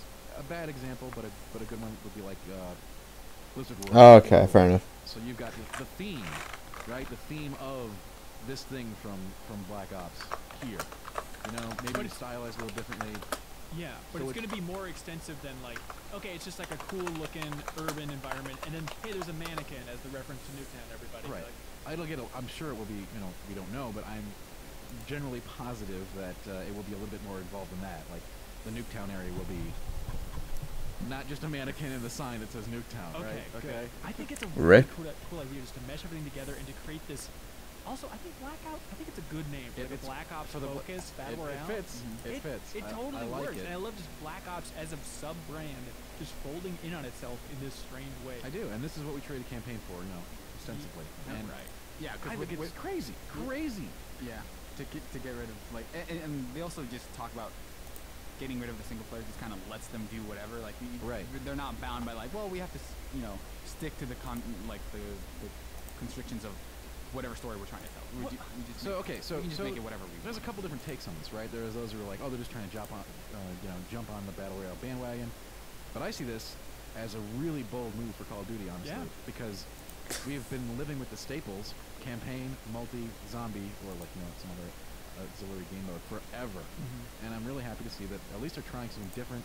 We're not getting the same experience that we get every single year. 100%. And I am so Yeah, I can believe that as well, to be honest. Twitter, gaming industry, snark about Battle Royale modes. I understand after E3, I'll allow it a little bit. As of There's right going to be a lot now, of them. Do you know why there's going to be a lot of them? Because they're awesome. because they're awesome. Duh. Exactly. I am so happy to see Call of Duty do this. I know I wish they didn't get rid of the single-player campaign, Sure. but like, yeah, get more fish in there. Why not? It's a fun mode. It could be a super fun experience with Call of Duty mechanics. Why not let them try? F you, Hey, man. naysayers. Yeah, get in there. I think Get it's, in why not there. get in there? I think it's always just about like, oh, of course they do. Like, it's not a surprise whenever it's never a surprise when someone announces a battle royale mode. So I think if in like without that enthusiasm, I think the immediate reaction is just go cynical. Just Right. Like, of course they're gonna do this, so it's like bad or whatever. Like, of course they're doing this, but it's like Sure, so you get to because you Let do them put a fun thing in their But game. even that, they could have just, they could have been like, hey, we're doing Battle Royale, and it would have been not nearly, like I said, we haven't seen any of this stuff, but man, like Call of Duty choppers just getting in one and flying across the map, like that's gonna be yeah, nuts. that's Get the in biggest there. surprise for me. It's just the idea of them introducing vehicles, because they used to be like one-off segments. It's like, oh, this is the tank level, but Yes. giving you sort of that free form of like. All right, I'll be right back. I'm gonna get some. Gonna get a burger, and then Right. Like, I think I'll be back. Yeah, so the biggest question, maybe not It's a the big one. biggest, but they are not saying how many players are going to be in this They Battle have Royale. not. And the reasoning that was explained to me is simply that they haven't decided on that yet by testing. Yeah. I imagine it's going to be 65 just to stick it to Battlefield 5. Honestly, that number could be. I'm very curious to see what they will do, especially, man, because they're going to have to keep it uniform, right? But man, with the PC, the PC launch of this, dedicated servers, uncapped frame rate, very nice. Do you foresee a world where March 2019 they release Blackout as a standalone thing and then continue to support it? And then does every Call of Duty have their own Battle Royale mode? This How is does a this really work? curious question, right? Yes. Like, where do they take this? In some ways, I'm sure that this is sort of a test for Activision and the developers. Yeah. To see, is Treyarch going to become the Battle Royale studio moving forward, right? And just Well, is Treyarch even making this? Battle Royale Blackout? mode? Are you Yeah. sure it's not just Raven? no, Treyarch's making this. Okay. The Yeah. rumor that it was going to be Raven working on this, Ben. From what the understanding that I received at the event was, they are all about this. Okay. But yeah, I If mean, that's are they wrong, gonna... then man, I'm gonna have some egg on my face. Hey, But look, how does it work then for next year? Just they don't have the right? Battle We, Royale we mode? don't know that, right? Yeah. Like, so do they do something different? Do they make the Call of Duty Battle Royale standalone product after seeing the success of Blackout? There's all kinds of sky's the limit. And And make hey, it free to play eventually, just to Oh, go, God, go that'd into be a bold Fortnite move. territory. and, That'd be again, hey, crazy. we're already doing bold moves. I can't wait to see where it goes. Let's see what happens. It'll be on mobile. There's a by lot fall riding next on year. this. Yeah. Like, yeah, mobile too. That's a thing. That's a thing. Yeah, and Call of Duty has been experimenting, at least around like the Ghost era. They were pushing Yeah. into mobile a little bit more and more. And I can see that. We got Fortnite and PUBG on mobile. Why not? Why not get that Battle Why Royale not? mode? Ugh. But that wasn't the only thing. Obviously, I'm really excited about the zombie stuff. Yeah. But it takes, obviously, everything takes a backseat to Blackout. We're all super curious about what the hell that's going to be. Right. And they try to pitch it, even in like following interviews and stuff, as this was always the plan from the beginning. We're never going to do a campaign. I don't buy it. Like, because the way they're phrasing that is, we're never going to do a they said they were never going to do a traditional campaign. I believed that there probably was a campaign at some point, but when they straight out said there never was one, I have to take it at face value. But they said there was never a traditional campaign, where I'm sure they were putting some twist on it, more co-op elements or something in there in that original concept that in theory they then scrapped. Do you think it just became zombies then? I don't know. Maybe. So here's my crazy theory. Yeah.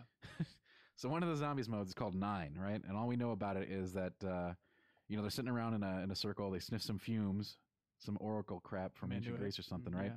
And they're transported back to gladiatorial Roman arenas, and they kill zombies in there. Yeah. With melee weapons. Right. Which are going to be a part of this. Also insane. So I figure they can't spend that whole time in that gladiatorial arena, right? Like for the whole Probably. mode. They just you could. time travel throughout. I'm thinking you go to it's nine darkest of days, different time basically? periods. The mode's called 9. Hey, it's a stretch, but I want to get this one out there. They because already have this 3 would be different such a zombie slam modes dunk. in there, man. They do. And one of them takes you to Titanic, the other one, Voyage of Despair. And that seems to be your more traditional. That one seemed like the most traditional, like other zombies modes. But even that had included a lot of stealth and stuff in the emphasis from what they showed so far. So I think it might be a little bit different. I don't think there was any stealth once the zombies came out. It was just leading up to like the heist element. Right, So, like, right. That's how it all starts. Okay. They were trying to steal some ancient artifact that's tied to the creation of these zombies from an ancient occult order, of course, as always. And of course, you find out they're on the Titanic. That looks like that looks more of like the cut and dry sort of zombie experience that we've come to being used to over the last few years. Right, on a Titanic sinking. Right, instead of in the 80s at an amusement park or, film noir. Realistically, end of that zombie storyline, the Titanic's going down, right? And you get Press to watch F all to pay those... respects to the Titanic. Yeah. Press F to look women and children for Realistically, that is how it happened, but Treyarch zombies are probably the most insane zombies. So I have no idea what to expect from them ever, and it's an enjoyable feeling. Okay, so Titanic, Roman crap, and then the third zombie mode. The third is, we don't know what it is, but from what they showed, it looked to be Mob of the Dead, or a remake, or a remaster, or an homage, or a new experience featuring Mob of the Dead, which was a very popular zombies map from Call of Duty Black Ops 2. Okay, gotcha. The gladiator thing, that was a bold move. Yeah. For like, hey, zombies and your gladiators. And it's crazy if you look into the history and you're of... going to use melee, like you're going to be using swords, shields, maces, and all kinds of other weird shit. I love having zombies as this creative outlet for the developers. Like, you I do want too. to make a Roman game? Here you go. Have at it, Treyarch's the Treyarch. one that brought it in, with World of War, and now zombies is a Call of Duty staple. Yeah, it's such a weird shift of just between World War II, where they were talking about, like, we really want to like respect the troops, and basically, and like you talk about how serious their stories are and take this like basically respect the troops, and then this is just like, I don't know, we're Rome and the Titanic. We'll just add concepts and just what else you got? Yeah. But what's crazy about the Roman thing specifically is it's crazy. Vicarious Visions back in 2008, they were making Call of Duty Roman Wars. Oh boy, which was that's an old like gladiator combat thing. And so it's weird that in theory, I don't know how inspired it would be from that. I don't know if they have any of those old original designs that's like fusing back into this, but That's it's a a good weird question. tie-in. Yeah, it is a weird tie-in, and as always, I think zombies are like the best thing to push the envelope, right? That's when you take the chances with Call of Duty. So yeah. I am super, super excited to see more about this. Obviously, I'm not going to get the hype train rolling until we know more about all this stuff, but extremely ambitious in scope, and I'm very interested to see more. And the multiplayer feels okay. They like emphasis on Guess characters what? and focus. There's and all traditional that stuff. multiplayer too. Who knew? Yeah. Anyway, yeah, that's great too, and that's the third pillar of this. If you want to, put it in there. So yeah, you got a little more health than you're used to in a Call of Duty. 150 from 100, so you maybe take 2 bullets instead of 1. And you're like pressing a button to heal. Press a button to heal manually. It's very fast, almost instant. Which means if you get in a scrap and you're able to like just duck behind a crate for even a second, you're back at fully operational. Fully armed and operational. Thank you. That's right. I had to get it. Yeah. All right. So yeah, it's honestly, it felt good. It felt fun. We got hands on with that, but like at the same time, it was just this other stuff looming over that so hard. Like, don't get me wrong, I love traditional Call of Duty multiplayer, but like these other stuff, like it's like having like I don't know, a piece of candy when you could have cake, pie, and ice cream and all this other stuff just sitting there, but you can't Plato's have that. Dilemma, I think they called it. Yeah, Plato's Choice. It's a classic. Plato's Closet. Plato's Love Cake. So what do you think about the emphasis on like heroes and characters and abilities? I don't think the emphasis is a little bit overstated, but from what we did see, definitely if you want it, you can play it more team play oriented. You don't have to take the character specials. You can take just traditional grenades and other stuff in that slot. Okay. But the other cool stuff, like if you want to set up respawn beacons to help like your team get back to the fight right on the point, that's great. You can do that. You can do recon for the fog of war, which is really cool. You can cut through that. You got a dedicated medics kind of thing. Obviously, you're not just sitting around healing someone like TF2 or you just or Mercy or anything like that. But you have more team-based abilities to sort of encourage team play instead of spawn kill, spawn kill, spawn kill, spawn kill, which is there's nothing wrong with that, but it is a little bit more team focused. Like I found myself instead of going rogue and just trying to get those shotgun back of the headshots, sticking with your teammates works out for you. Good. Which is it feels organic. It doesn't feel like you're forced into it or anything. It just feels like you're having a good time playing. You're still getting those big kills.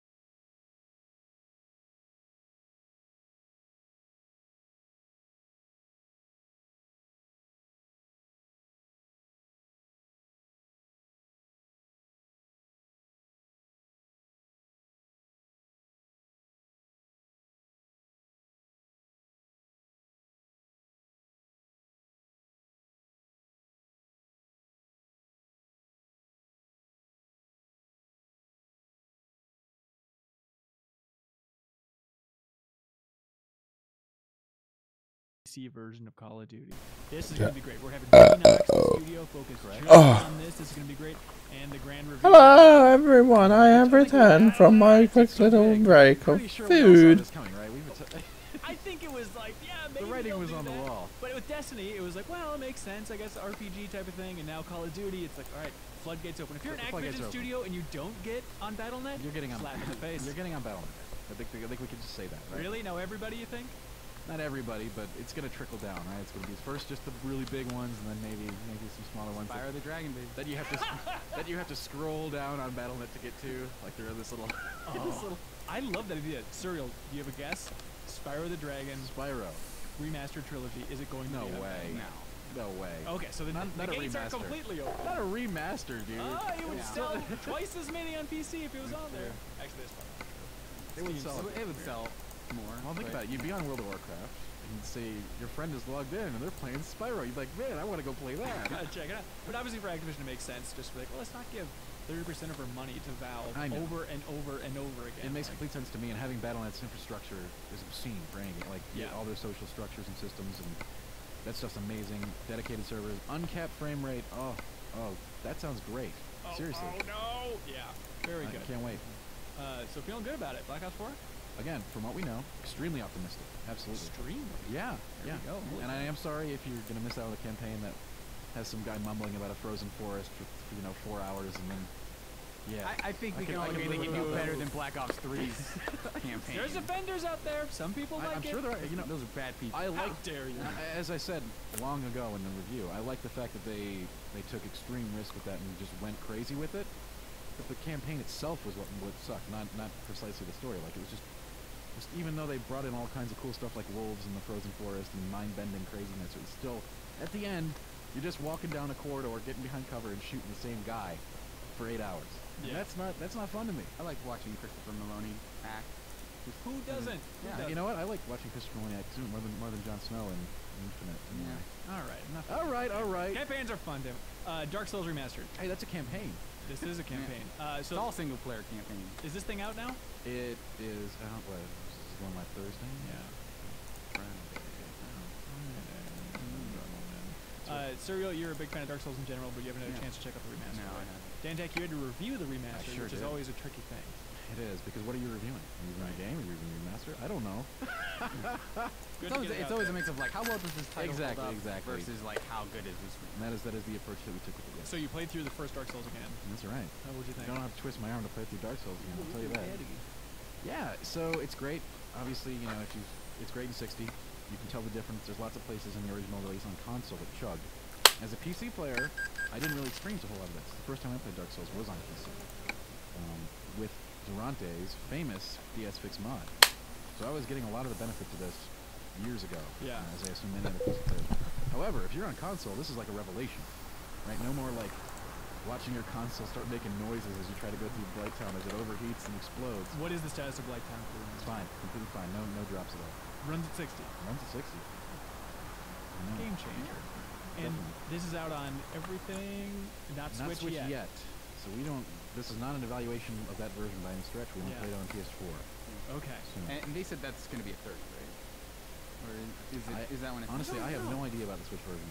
I just know it was delayed. I know that it's like if that holds up, if that runs.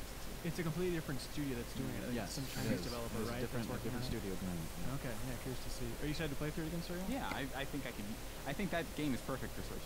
Like because I understand it pretty well at this point, and just having something like that to. So you just get on the plane and then just start screaming and throwing it at each other. I like the idea of separating the two Joy-Cons though and trying to play Dark Souls with like your arms in a Christ pose. Swing your left hand to or one weapon and then block. Yeah, I don't know about that. So you're not excited about the 60 frames as much as just you just wanted them to go? I'm willing to sacrifice the extra frames for. I don't want to go back. Not for that game. It feels crisper. It really helps me, honestly. Just remembering some of the old console where it was like you're fighting a boss and all of a sudden everything just sort of slows down. If it is a solid 30, I'm willing to give it. But if I find out that it tugs at Blighttown or whatever, like then I might try to maneuver around the tourist even everything's just slowing down. If it's not like rock solid, then yeah, it's all problem. So I saw on PS4 the whole way through. It was really, it was great. That's great. Anything in the design of it that stands out as annoying or different, like having gotten so used to like 3 and I would have really wanted to have something new. Just throw us a bone. One item. A new boss or something. A new boss would have been cool. But so yeah, it's the full experience, exploits and all, that you can get into. There is some modern convenience features, like you can map the buttons now, which is great. You can use multiple kinds of consumable items at the same time, so you don't have to like click every little bundle of souls. You can just pop 10 of them. So that's nice. Those are modern convenience options. But yeah, it doesn't feel as perky as Bloodborne or Dark Souls 3 even. Okay. But obviously the core game itself is much beloved by myself included. That's right. But I have to take it to task for some of the stuff in the second half of the game, as I did with the original release. Like, Bed of Chaos is one of the worst boss designs of all time. And it does fall off towards the end. There's definitely a fall-off period. It's still a great game, an amazing game, and everyone should play it, especially on PC. There we go. Dark Souls Remastered, everybody. Do you guys want to stay tuned for emails? Sure. I guess. Not you guys specifically. Oh. Like, let's get The royal you. fresh. The royal you. And video viewers might have a little twist coming up in emails as well. But here's emails.